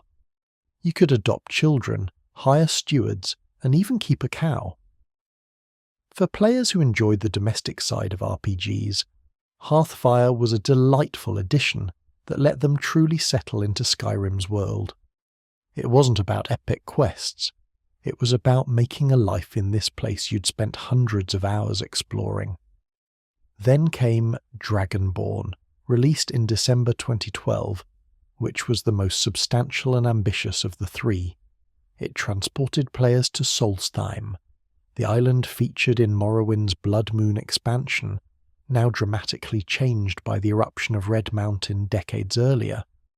The DLC introduced a new antagonist, Miraak, the first Dragonborn, who had been corrupted by Hermaeus Mora, the Daedric Prince of Knowledge. The story explored the nature of the Dragonborn and featured mind-bending sequences in Apocrypha, Mora's realm of forbidden knowledge. Dragonborn also added dragon riding, new shouts, and a wealth of content that felt like a proper expansion rather than just additional quests. But perhaps the most important aspect of Skyrim's longevity was its modding community. Bethesda released the Creation Kit in February 2012, and the floodgates opened. Within months there were thousands of mods available. Within years, tens of thousands. The scope and creativity of Skyrim mods was staggering. Graphics mods transformed the game into a photorealistic experience that rivaled games released a decade later. Gameplay overhauls completely reimagined combat, magic, stealth, and survival mechanics.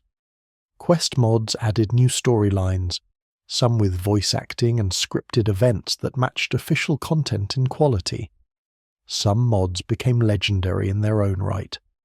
Sky UI fixed the clunky interface, making it far more functional for PC players.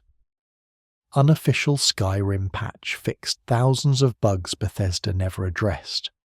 Alternate start, live another life. Let you begin the game without the dragon attack intro, role-playing as anyone from a guild member to a property owner. Falskar added an entirely new landmass with 20-plus hours of content. Enderal, the Shards of Order, was a complete overhaul, creating an entirely new game with its own world, story and mechanics, essentially a full game built using Skyrim as a foundation. The modding community kept Skyrim alive and relevant long after most games would have faded. People discovered Skyrim years after release, and found a game that looked and played better than many contemporary titles thanks to mods. The community was also remarkably supportive, with modders sharing techniques, assets, and knowledge freely. This collaborative spirit created an ecosystem where Skyrim could be endlessly reinvented. And then came the re-releases. Oh, the re-releases. Skyrim became a meme for how many times Bethesda ported it to different platforms. In October 2016, Skyrim Special Edition launched for PC, PlayStation 4, and Xbox One, featuring remastered graphics, all DLC included, and most importantly, mod support on consoles. This was revolutionary. Console players could finally experience the mod scene that had sustained Skyrim on PC. The implementation was limited compared to PC, with restrictions on file sizes and no access to mods that required external scripts, but it was still a game changer. Then came the more unusual ports. Skyrim was released for Nintendo Switch in November 2017, complete with motion controls and the ability to play a massive open-world RPG portably.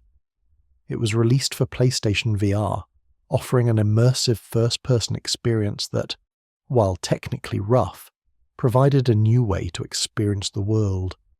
The joke became that Bethesda would port Skyrim to anything: smart fridges, pregnancy tests, whatever device existed. This became such a pervasive meme that when Bethesda announced the Elder Scrolls VI at E3 2018, they opened with the joke about Skyrim Very Special Edition for Alexa. But the re-releases, while meme-worthy, served a purpose. Each new generation of players discovered Skyrim. Kids who were too young when it launched in 2011 played it on Switch in 2017. People who'd never owned a gaming PC experienced modded Skyrim on PlayStation 4. The game's accessibility across platforms meant it never truly left the cultural conversation, and Bethesda, facing criticism for the long development time of the Elder Scrolls VI, could point to Skyrim as proof that the franchise remained vital and beloved. The cultural impact of Skyrim cannot be overstated. It influenced countless games that followed. The Witcher 3, while different in many ways, owes a debt to Skyrim's success, in proving that massive open-world RPGs could achieve mainstream success. Breath of the Wild's director cited Skyrim as an influence on the game's freedom and exploration. Countless indie developers have tried to capture some element of what made Skyrim special. The game raised the bar for what players expected from open-world experiences. Skyrim also changed Bethesda's position in the industry. Before Skyrim, they were a respected RPG developer. After Skyrim, they were a blockbuster studio whose releases were major events. This brought resources but also pressure. Every future Bethesda game would be compared to Skyrim's success, for better or worse. The long development cycles between major releases became points of frustration for fans who wanted more Elder Scrolls content. The game's accessibility was both its greatest strength and, for some longtime fans, its greatest weakness. Skyrim removed many of the more complex systems that defined earlier entries.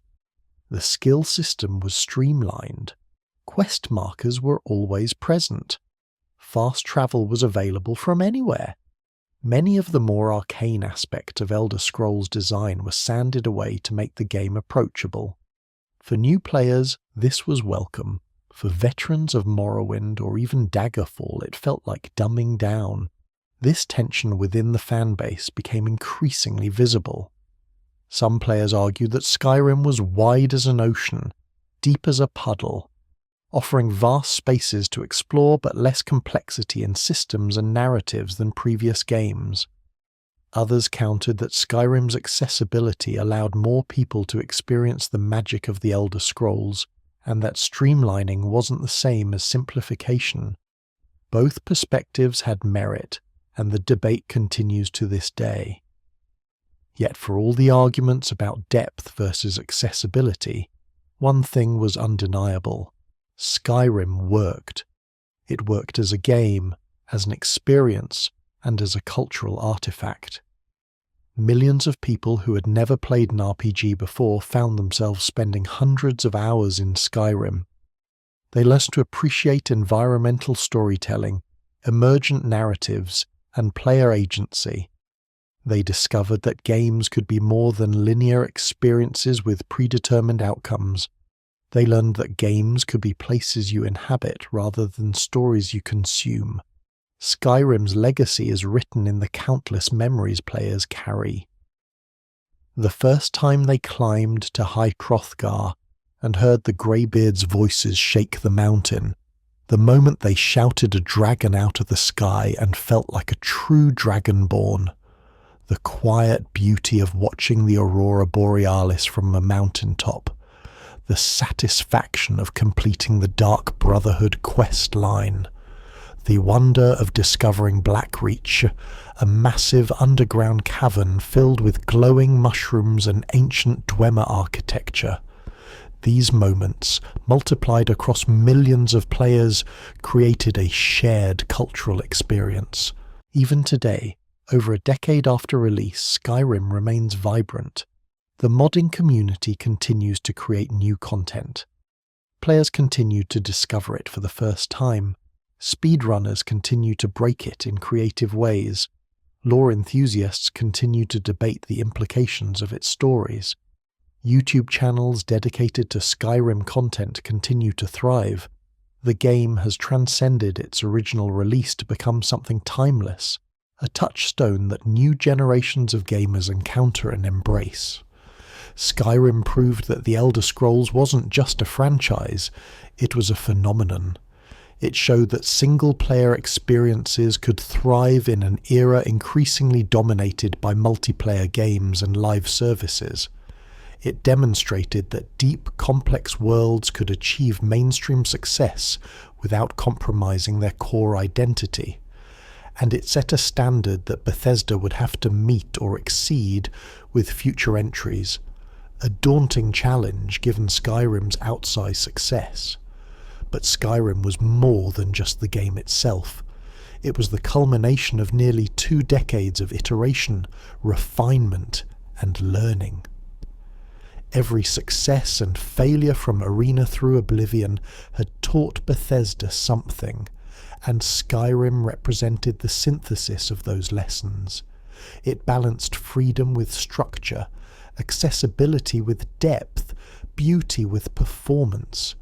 It wasn't perfect, no game is, but it came closer than perhaps any other game to realizing the vision that had driven the Elder Scrolls from the beginning, creating a world that felt real, where you could be anyone and do anything.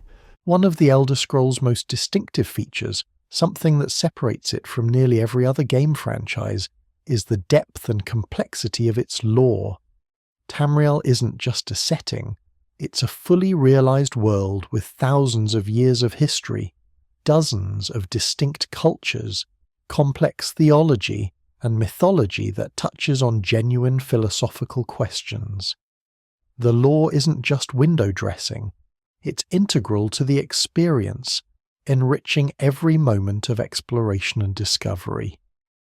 The foundations of Elder Scrolls lore were laid in Arena and Daggerfall, but they were relatively straightforward fantasy foundations. There were gods, there was history, there were conflicts between races and nations.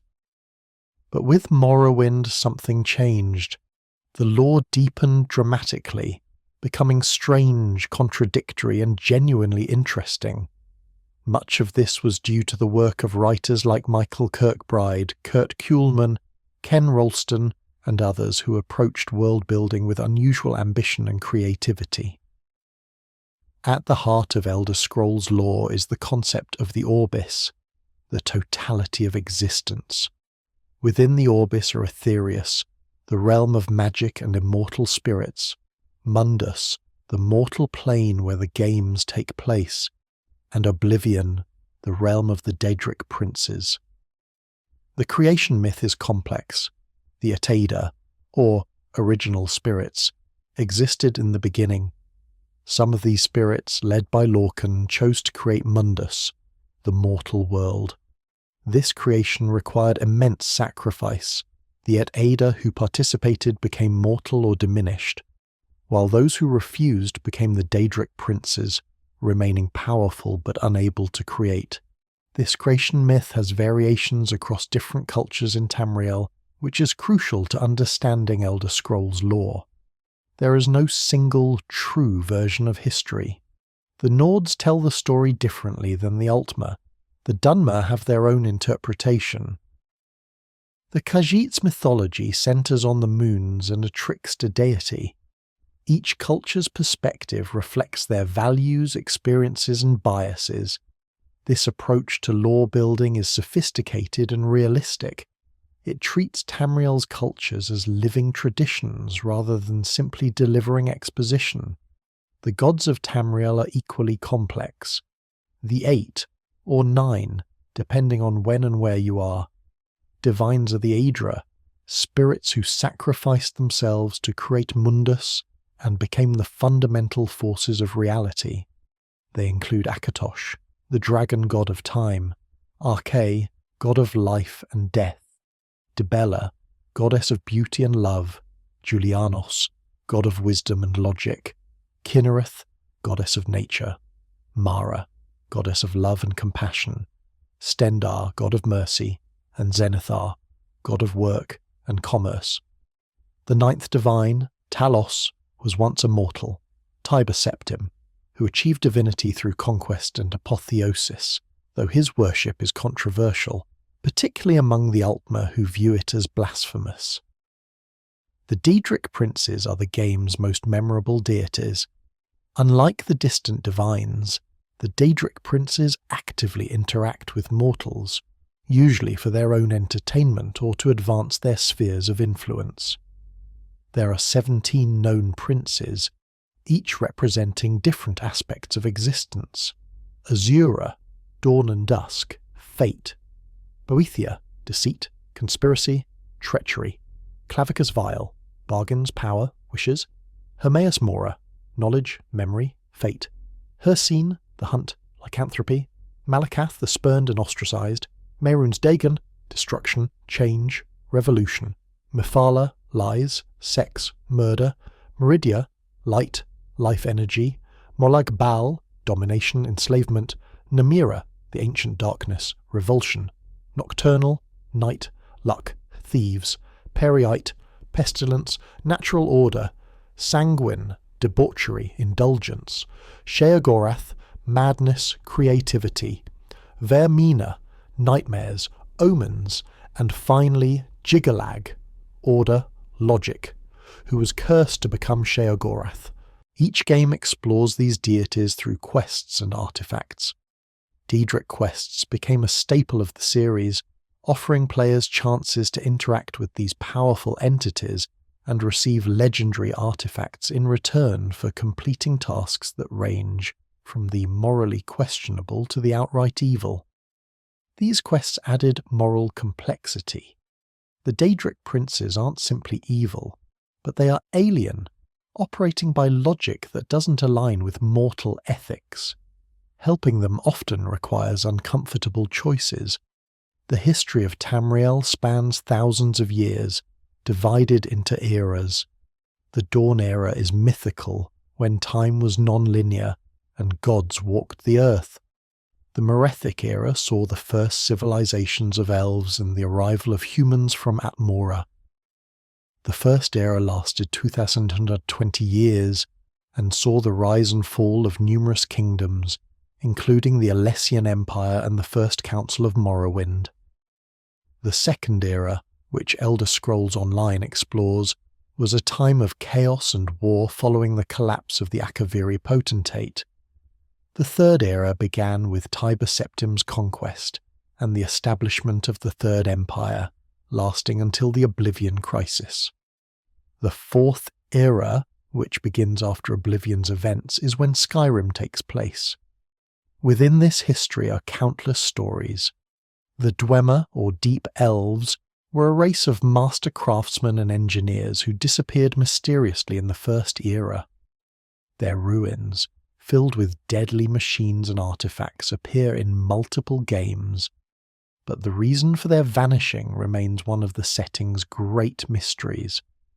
Based on in-game texts and lore, we can infer they attempted to create a god using the heart of Lorcan and either ascended to a higher plane of existence or were simply erased from reality. But the truth is deliberately ambiguous. The Chimer, ancestors of the Dunmer, were transformed when their leaders, the Tribunal, betrayed their promises and used the heart of Lorcan to become gods. The deity Azura cursed the entire race, turning their golden skin ashen and their eyes red. This event, and the subsequent rise and fall of the Tribunal, forms the backbone of Morrowind's story and has repercussions felt in Skyrim and ESO. The dragons, central to Skyrim's narrative, have their own complex history. They once ruled Tamriel, enslaving humanity under the dragon cult. A rebellion, aided by Paarthurnax, a dragon who turned against his own kind, led to the defeat of the dragons, though not their extinction. The Dragon Wars and the subsequent development of the voice as a power accessible to mortals, specifically the Nords, are key to understanding Nordic culture and religion. One of the most fascinating aspects of Elder Scrolls lore is the concept of dragon breaks, periods when linear time fractures and multiple timelines exist simultaneously. This isn't just a lore curiosity, it's a clever way for Bethesda to resolve contradictory player choices. The warp in the West, which ended Daggerfall, was a dragon break. All the possible endings happened at once, leading to the political situation in later games. This concept suggests that, in-universe, all player choices in Elder Scrolls games are canon because they all occurred in branching timelines that later collapse back into one.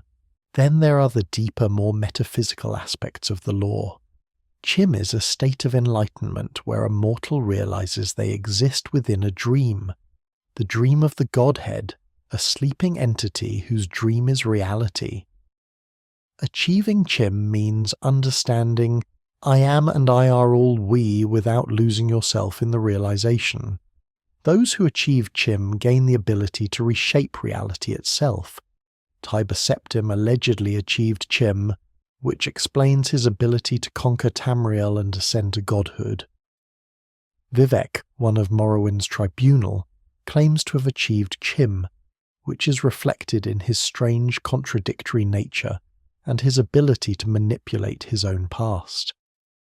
Amaranth is an even higher state, the ability to dream a new universe into existence, escaping the Godhead's dream entirely by becoming a new dreamer. These concepts push Elder Scrolls lore into genuinely philosophical territory, exploring questions about the nature of reality, consciousness, and self-determination in ways few games attempt. The in-game books are perhaps the most effective vehicle for lore delivery. The Elder Scrolls games feature hundreds of readable books, from brief notes to lengthy volumes. Some are historical accounts, offering different perspectives on major events. Some are religious texts, revealing the beliefs and practices of various faiths. Some are instructional, teaching skills or recipes, and some are pure fiction, plays, novels, poetry written by in-universe authors. These books aren't just lore dumps, they're often beautifully written, engaging reads that add texture to the world. The Lusty Argonian Maid is a comedic play that appears in multiple games, becoming an in-universe cultural touchstone. The Real Baronzire is a multi-volume biography that reveals scandalous details about a famous queen. The 36 Lessons of Vivek are cryptic, metaphysical sermons that blend philosophy, propaganda, and genuine mystical instruction. Reading these books is entirely optional, but players who engage with them gain a much richer understanding of the world. The brilliance of Elder Scrolls lore is that it's presented non-linearly and often unreliably. You piece together history from scattered books, conflicting accounts, and environmental clues. This mirrors how we understand real history, through sources that disagree, have biases, or contain errors. It makes the lore feel earned rather than given, and it respects the player's intelligence by trusting them to form their own interpretations. Different cultures in Tamriel are developed with remarkable depth. The Dunmer Society in Morrowind, with its great houses, tribunal temple, and complex social hierarchies, feels like a real culture with its own internal logic. The Nords in Skyrim, with their mead halls, warrior culture, and complex relationship with death and the afterlife, are more than just fantasy Vikings. The Khajiit, cat-like beings from elsewhere, have a lunar-based society where your physical form depends on the phase of the moons when you were born. The Argonians, reptilian people from Black Marsh, have a symbiotic relationship with the Heist trees, which are semi-sentient and may have existed before the creation of Mundus itself. This cultural depth extends to architecture, language, religion, and social structure. Each race has distinct architectural styles that reflect their environment and values. Fragments of languages like Dovazul, the dragon language, or Elnofex, the ancient language of the Et'Ada, appear throughout the games. Religious practices vary dramatically. The Nords have their honoured dead in Sovngarde. The Dunmer practice ancestor worship. The Altmer seek to return to divinity, and the Khajiit believe they defended reality during a period when the moons disappeared. The lore also includes darker elements that add moral complexity. Slavery exists in Morrowind and is legally sanctioned. Racism is prevalent. Nords look down on elves. Altmer consider themselves superior to everyone, and Dunmer refer to outsiders as outlanders with contempt. The Empire, despite being portrayed relatively heroically, is an imperial power that conquered and absorbed distinct cultures. These uncomfortable truths make the world feel more real and force players to navigate moral ambiguity. The interconnectedness of lore across games is remarkable. Events in Arena and Daggerfall are referenced in later games. Characters from Morrowind appear in Skyrim, aged and changed by time. The Septim Dynasty, central to the first 4 games, ends dramatically in Oblivion. The fallout from that ending, the Empire's weakening, the Aldmeri Dominion's rise, the Great War shapes Skyrim's political landscape.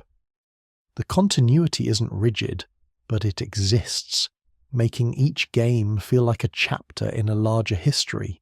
The metaphysics of magic also play into the lore. Magic in Elder Scrolls comes from Aetherius, channeled through gaps in reality. The stars, which are holes to Aetherius, and the sun, which is a particularly large hole.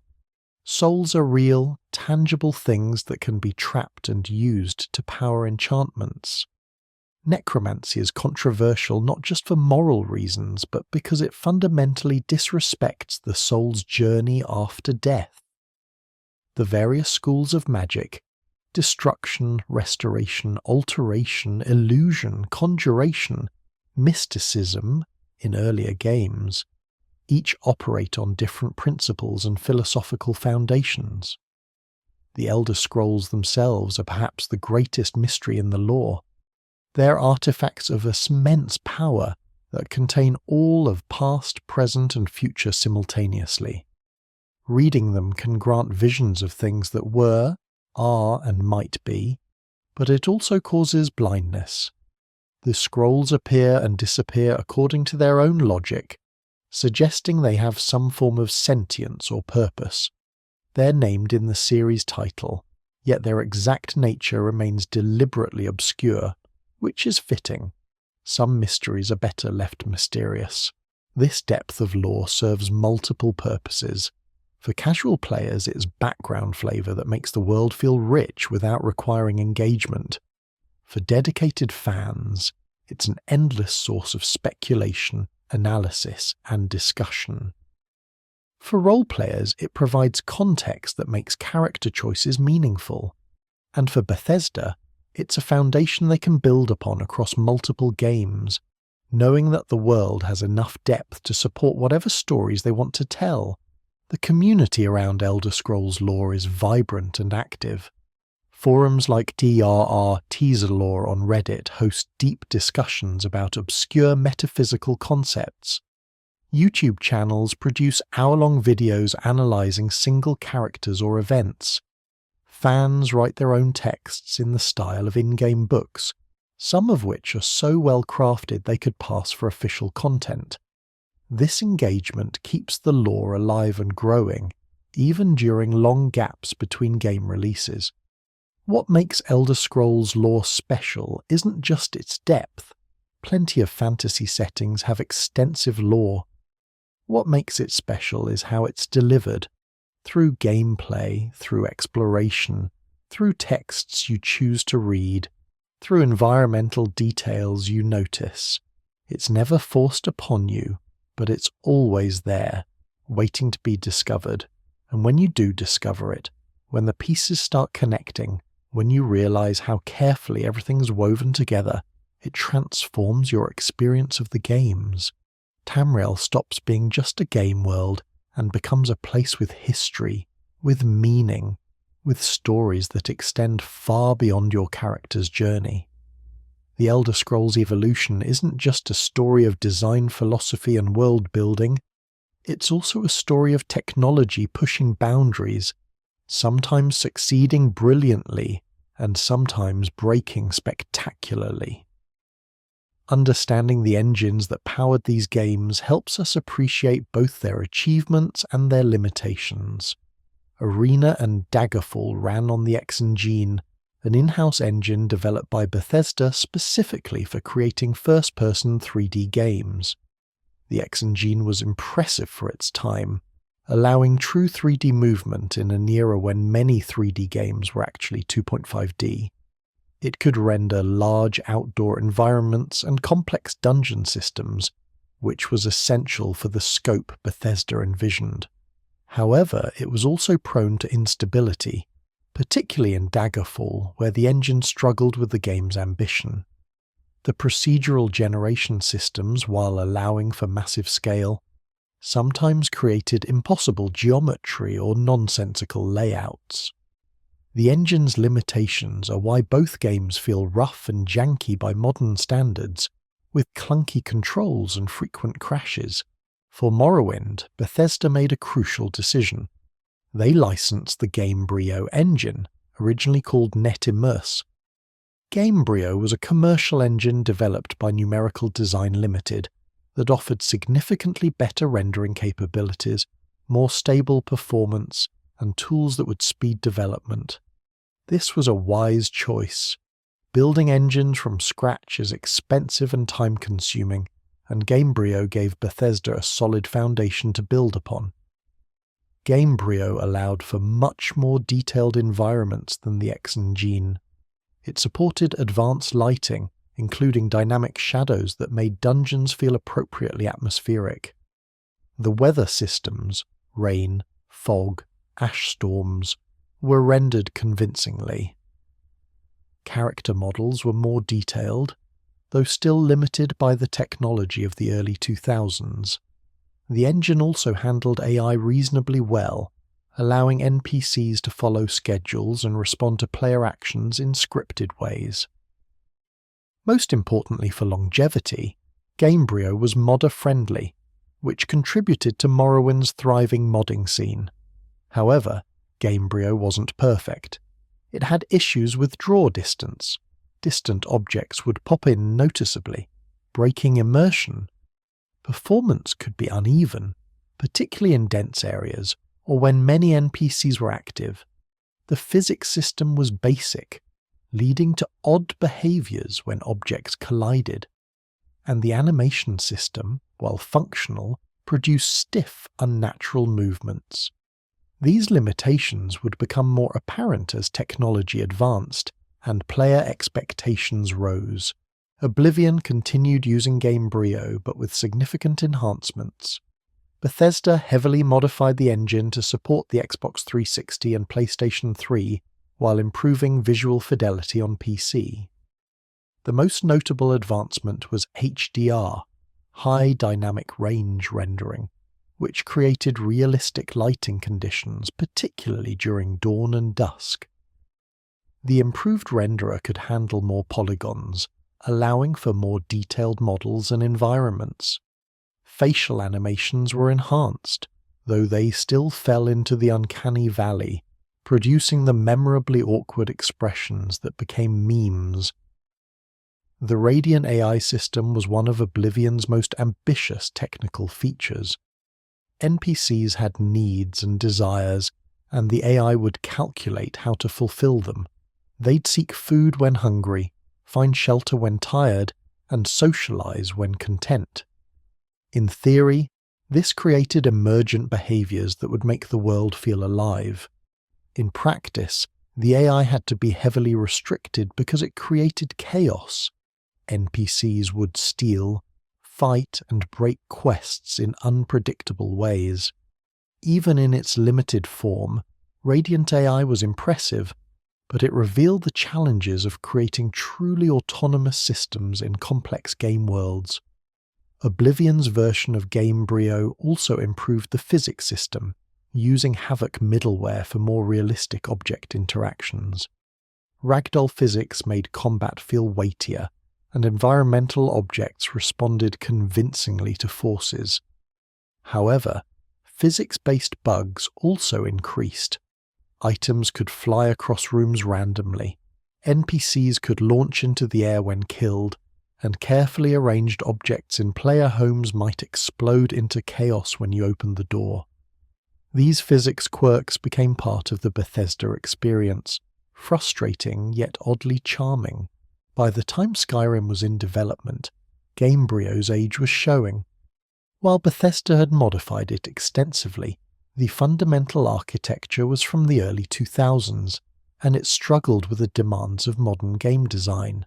So Bethesda created the Creation Engine, which they described as a complete overhaul of Gamebryo's core systems, though it retained some of the same underlying structure and tools.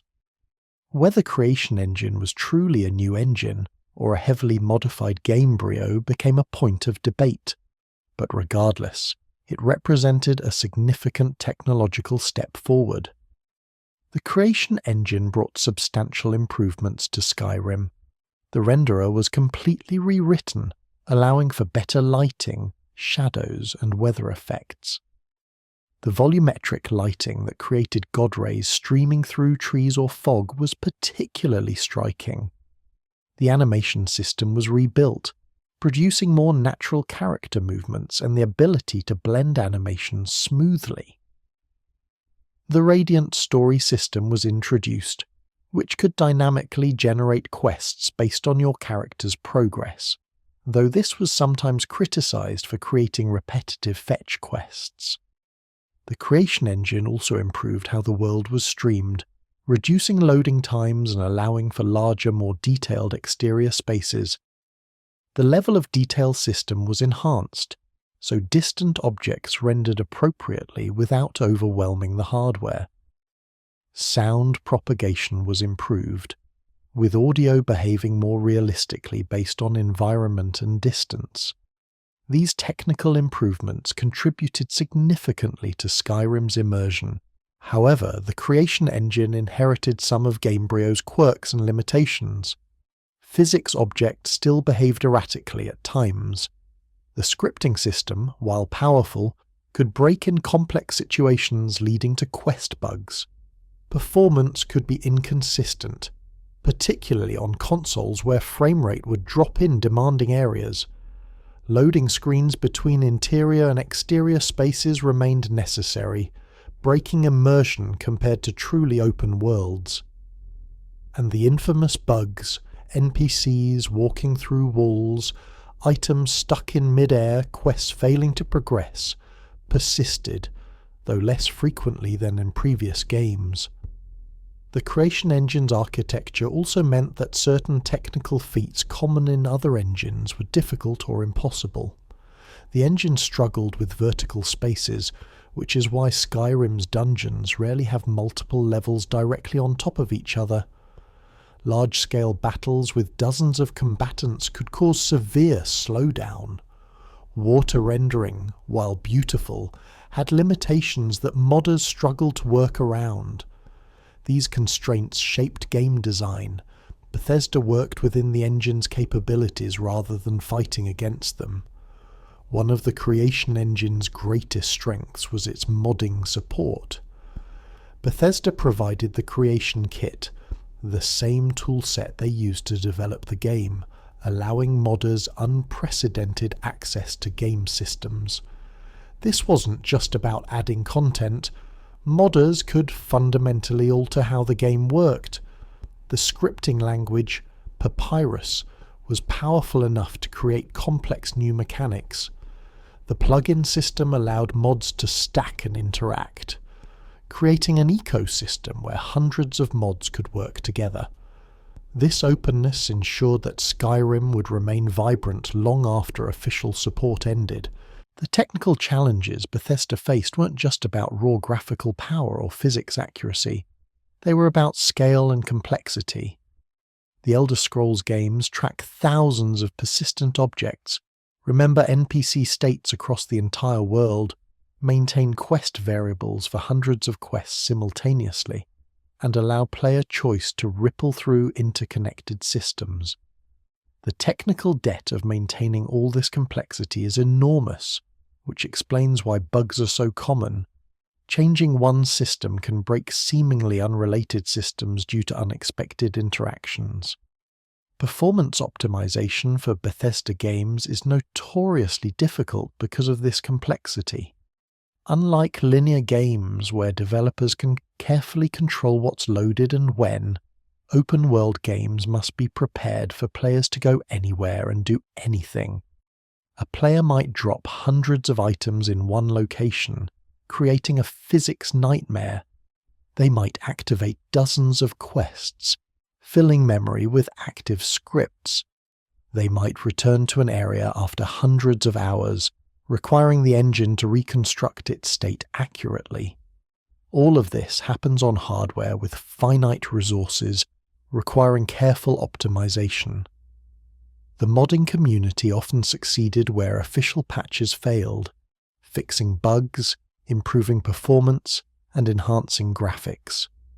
Mods like the unofficial patches for each game fixed thousands of bugs through community effort. Performance mods optimized scripts and reduced unnecessary calculations. Graphics mods completely overhauled rendering, adding features the base engine didn't support through clever workarounds. This community contribution was invaluable, effectively providing ongoing technical support that extended the game's lifespans. Looking at the technological evolution from Arena to Skyrim reveals a pattern. Bethesda prioritizes ambition and scope over technical perfection. They push engines to their limits and sometimes beyond, accepting a certain level of jankiness in exchange for features and scale that other developers wouldn't attempt. This philosophy has given us games that feel unique, games that offer experiences you can't get elsewhere, but it's also meant that Elder Scrolls games are often less polished than their contemporaries from studios with more conservative technical approaches. The relationship between technology and design in Elder Scrolls games is symbiotic. Technical capabilities enable design possibilities. Radiant AI made Oblivion's living cities possible. The creation engine's streaming allowed Skyrim's seamless world. But technical limitations also constrain design. The inability to handle large-scale battles meant civil war sequences in Skyrim involved small groups rather than armies. Loading screens between interiors and exteriors shaped how cities were structured. Understanding these technical realities helps appreciate both what the games achieved and why certain design decisions were made. As Bethesda moves toward the Elder Scrolls 6, likely using a further evolved version of the creation engine or a new engine entirely, they face the challenge of maintaining the flexibility and modability that define their games while meeting modern expectations for graphics, performance, and technical sophistication. The engine must support even greater scale and complexity while being more stable and efficient. It's a difficult balance, but it's one Bethesda has been refining for 3 decades. After Skyrim's release in 2011, fans expected the next mainline Elder Scrolls game would follow in perhaps 5 or 6 years, the rough gap between previous entries. But as years passed and no announcement came, it became clear that the wait would be longer, much longer.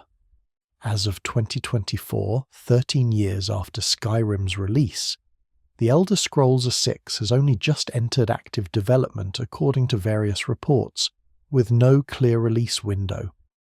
This unprecedented gap has shaped the franchise's story in the 2010s and 2020s in unexpected ways. The reasons for the delay are multiple and interconnected.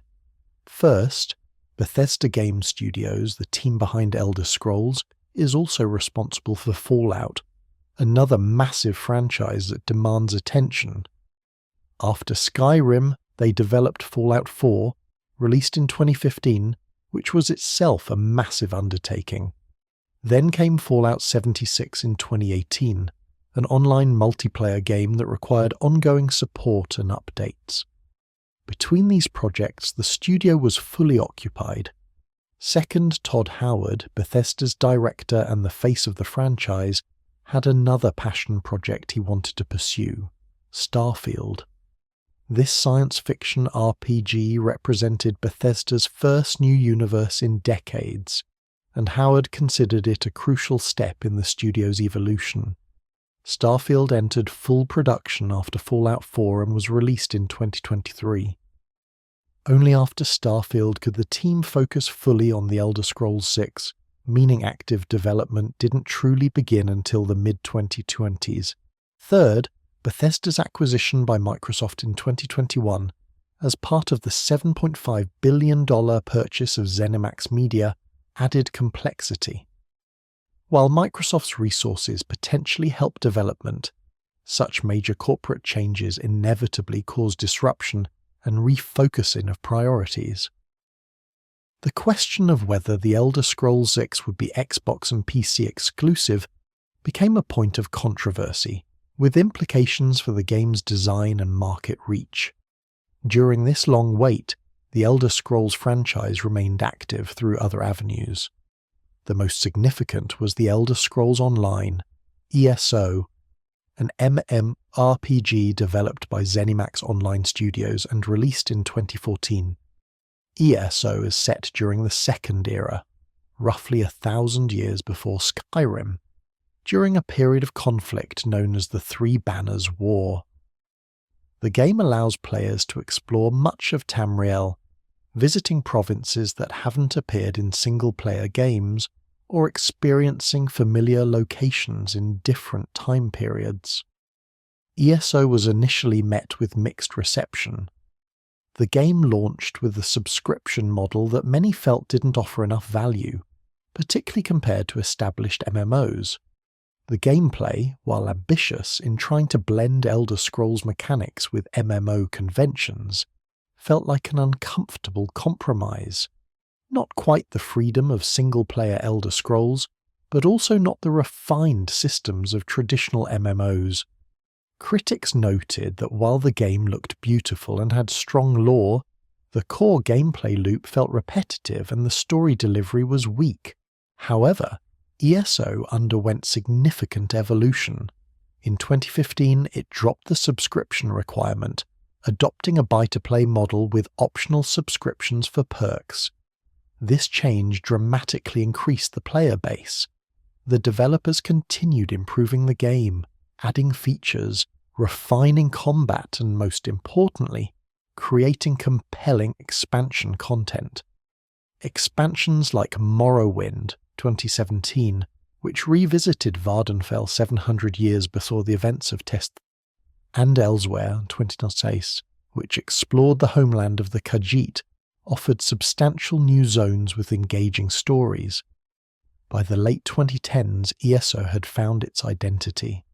It became a game for Elder Scrolls fans who wanted to explore lore and locations from a different perspective, often with friends.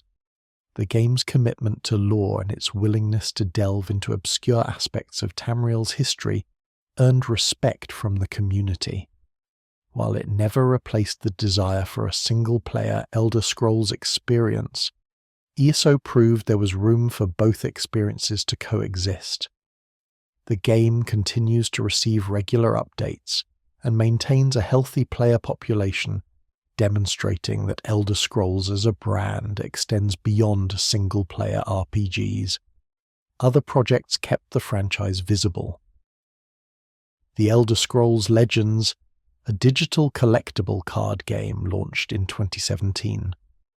While it had solid mechanics and impressive lore integration, it struggled to gain traction in a market dominated by Hearthstone and later competitors. Bethesda eventually ceased active development in 2020, though the game remains playable. The Elder Scrolls Blades, a mobile game released in 2019, attempted to bring Elder Scrolls to smartphones with mixed results. Neither of these projects captured the cultural impact of the main series, but they demonstrated Bethesda's willingness to experiment with the brand. The long wait for the Elder Scrolls X has had interesting effects on the community. Skyrim's longevity, sustained by mods and re-releases, means it never truly faded from relevance. Players who started with Skyrim in their teens are now adults, and the game remains part of their lives. New generations discover it through modern ports or recommendations. The modding community has created projects so ambitious they're essentially new games, total conversion mods that rival official expansions in scope and quality. This extended relevance created a unique situation, a game that's old enough to be nostalgic, but new enough to still feel playable. Skyrim exists in a strange temporal space, neither current nor truly retro. This has benefits.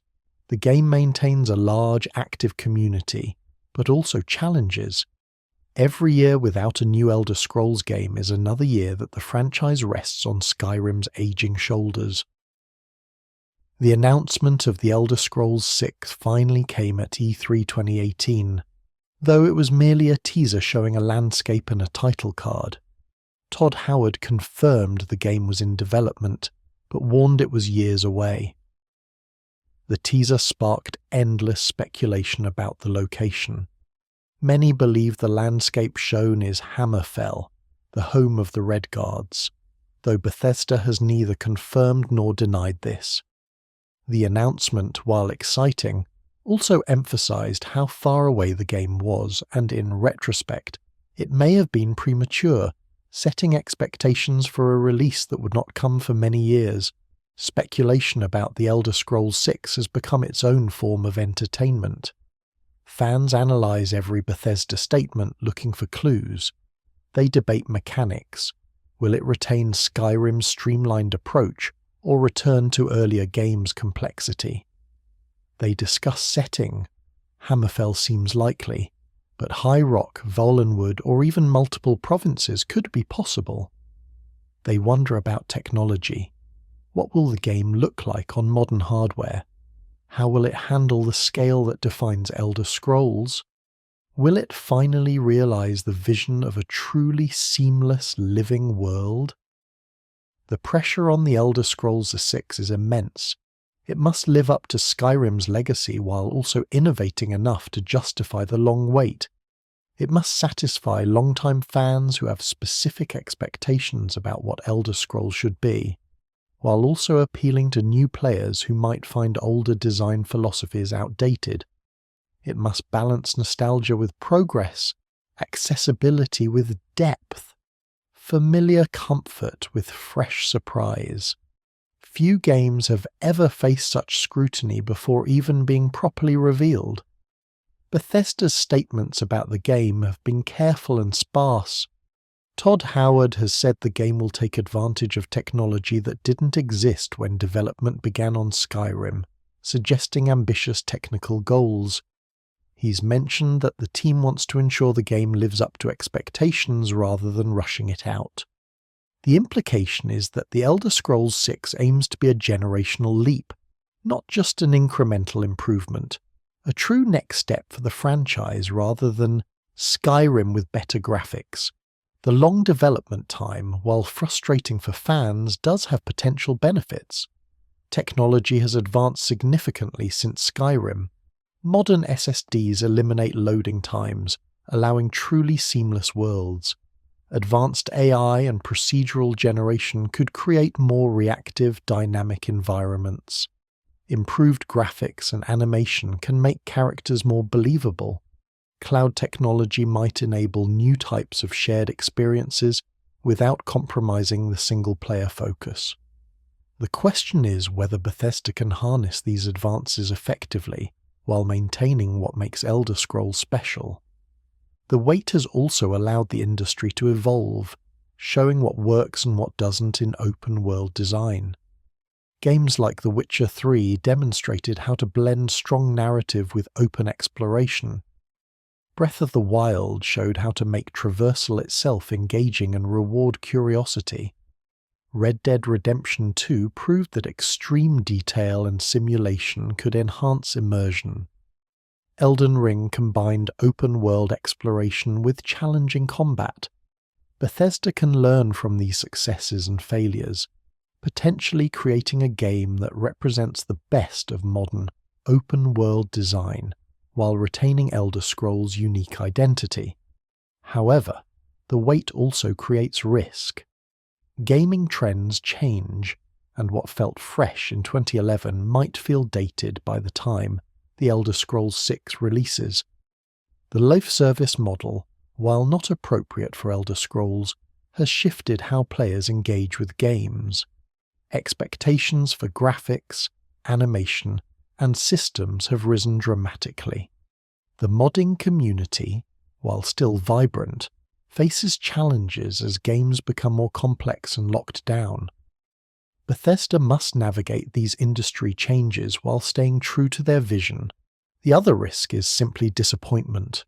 No game could fully satisfy 13+ years of expectations and speculation.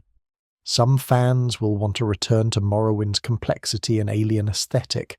Others will want Skyrim's accessibility and epic scope refined further. Still others will want something entirely new.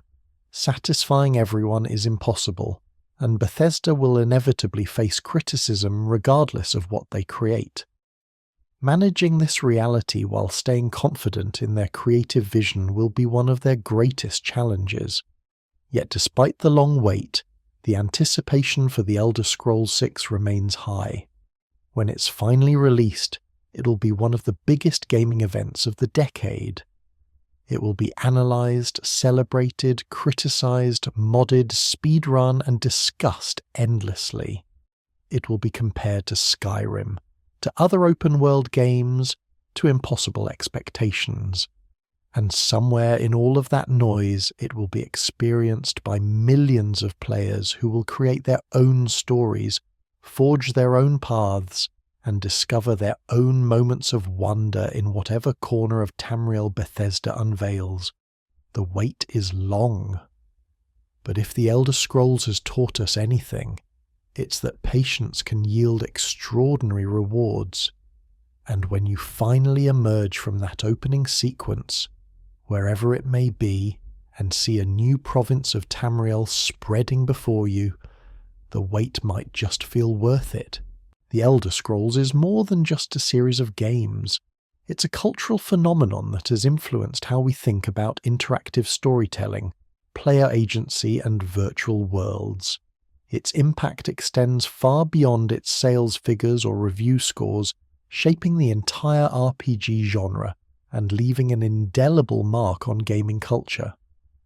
One of the most significant impacts has been on the open-world genre itself. Before the Elder Scrolls, most RPGs were structured as linear or semi-linear experiences with limited exploration. The Elder Scrolls showed that players wanted freedom, the freedom to ignore the main quest, to explore at their own pace, to role-play characters that might never touch the central storyline. This philosophy influenced countless games. The Grand Theft Auto series expanded its scope. Dragon Age and Mass Effect incorporated player choice more meaningfully.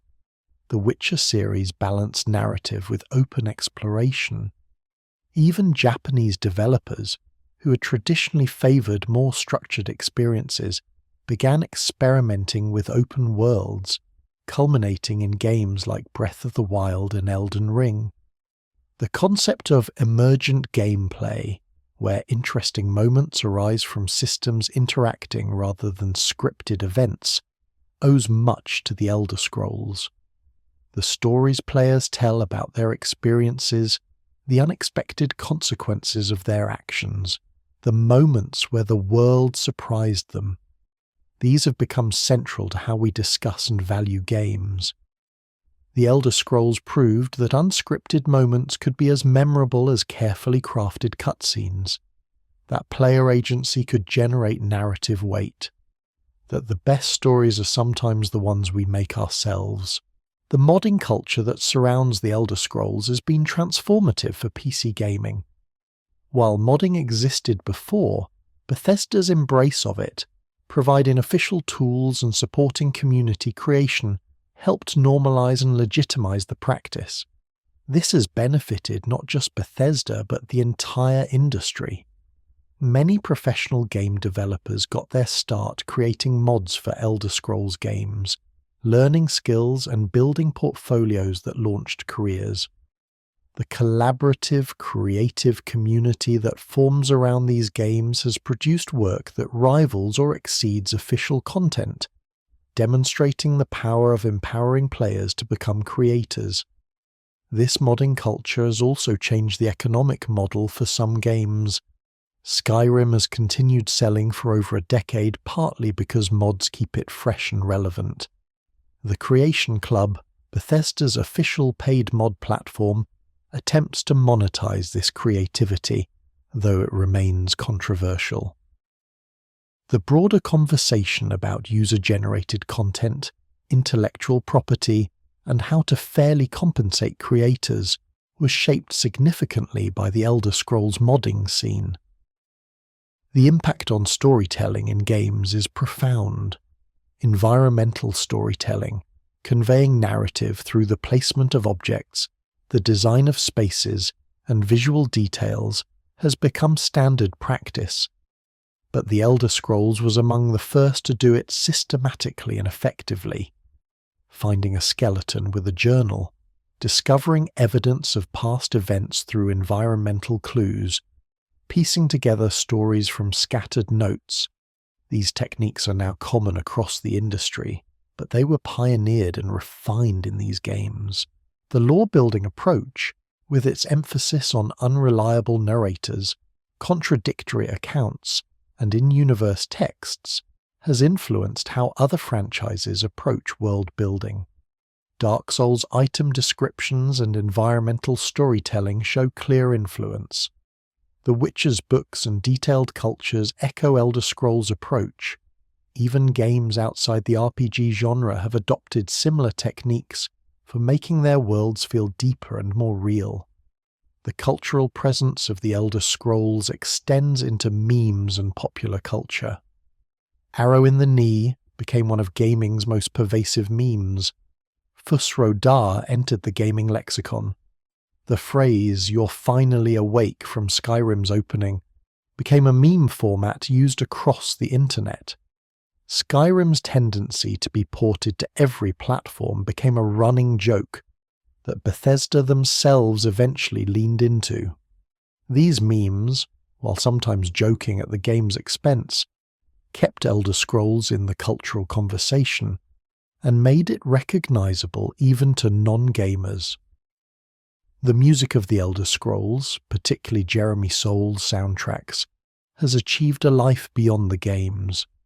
The main themes from Morrowind, Oblivion, and especially Skyrim are performed by orchestras, covered by musicians, and recognized even by people who've never played the games.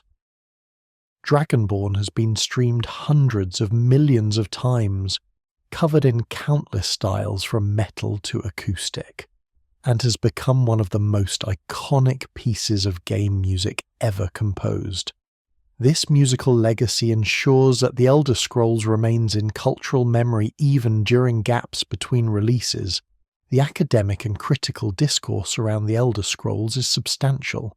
Scholars have analysed these games through lenses of narrative theory, post-colonial studies, philosophy, and interactive storytelling. Papers have been written about player agency in Skyrim, about the metaphysics of Morrowind's lore, about how the games handle race and culture. This academic attention legitimizes games as objects worthy of serious study and analysis, helping elevate the entire medium. The speedrunning and challenge communities have kept the Elder Scrolls games alive in fascinating ways. Speedrunners have broken these games open, finding glitches and exploits that allow them to complete main quests in minutes rather than hours. Challenge runs, completing Skyrim without fast travel, at maximum difficulty, without taking damage, create new ways to experience familiar content. These communities demonstrate the depth and flexibility of these games, how they can be played and replayed in endlessly varied ways. The influence on future Bethesda projects is obvious. Fallout 3, Fallout 4, and even Starfield all use variations of the Elder Scrolls formula: open worlds, first-person perspective, skill-based progression, mod support, environmental storytelling. Bethesda found a design philosophy that works, and while they refine it with each project, the core remains consistent. This consistency has created a recognizable Bethesda game that players either love or criticize but always recognize. Perhaps most importantly, the Elder Scrolls showed that single-player experiences could thrive in an industry increasingly focused on multiplayer and live service models. While those models have their place, the success of Skyrim and the continued demand for the Elder Scrolls 6 prove that players still want rich, solitary experiences where they can immerse themselves in virtual worlds at their own pace. This has given other developers confidence to pursue single-player games, knowing there's a substantial, dedicated audience for them. The legacy of the Elder Scrolls is one of ambition, creativity, and respect for player intelligence. These games trust players to navigate complex systems, to engage with deep lore if they choose, to forge their own paths without constant guidance. They prioritize freedom and possibility over polish and perfection. They create spaces for discovery, for role-playing, for moments that are uniquely yours. And in doing so, they've defined what many people believe video games can and should be. Not just entertainment, but worlds to inhabit, stories to live, and memories to cherish. And so we reach the end of our journey through the history of the Elder Scrolls, from Arena's ambitious beginnings to Daggerfall's overwhelming scale, from Morrowind's alien beauty to Oblivion's mainstream success, from Skyrim's cultural phenomenon to the long wait for what comes next. It's been a journey through nearly 30 years of gaming history, through innovation and iteration, through success and struggle, through technical evolution and creative persistence. What makes the Elder Scrolls endure? It's not just one thing, it's the feeling of cresting a hill and seeing a new landscape spread before you, full of possibilities. It's the moment you stumble upon a hidden cave and discover a story no quest directed you to. It's the satisfaction of building a character exactly as you envision them, whether that's a noble warrior or a sneaky thief or something entirely unexpected. It's the depth of lore waiting to be discovered, rewarding curiosity with insight. It's the music that stirs something in your chest. It's the strange, janky moments where physics breaks or NPCs do something absurd. It's the mods that keep reinventing the experience. It's the shared language of experience with millions of other players who've walked the same lands and forged their own stories. The Elder Scrolls represents a particular philosophy of game design, that players should be trusted with freedom, that worlds should feel like places rather than levels, that discovery should be rewarded, that stories can emerge from systems and choices rather than just scripted sequences. This philosophy isn't universally embraced. Some prefer more curated, directed experiences, but for those who want to lose themselves in virtual worlds, who want to roleplay without constraints, who want to explore without always knowing what they'll find, the Elder Scrolls offers something precious and rare. As we wait for the Elder Scrolls 6, it's worth reflecting on what we hope it will be.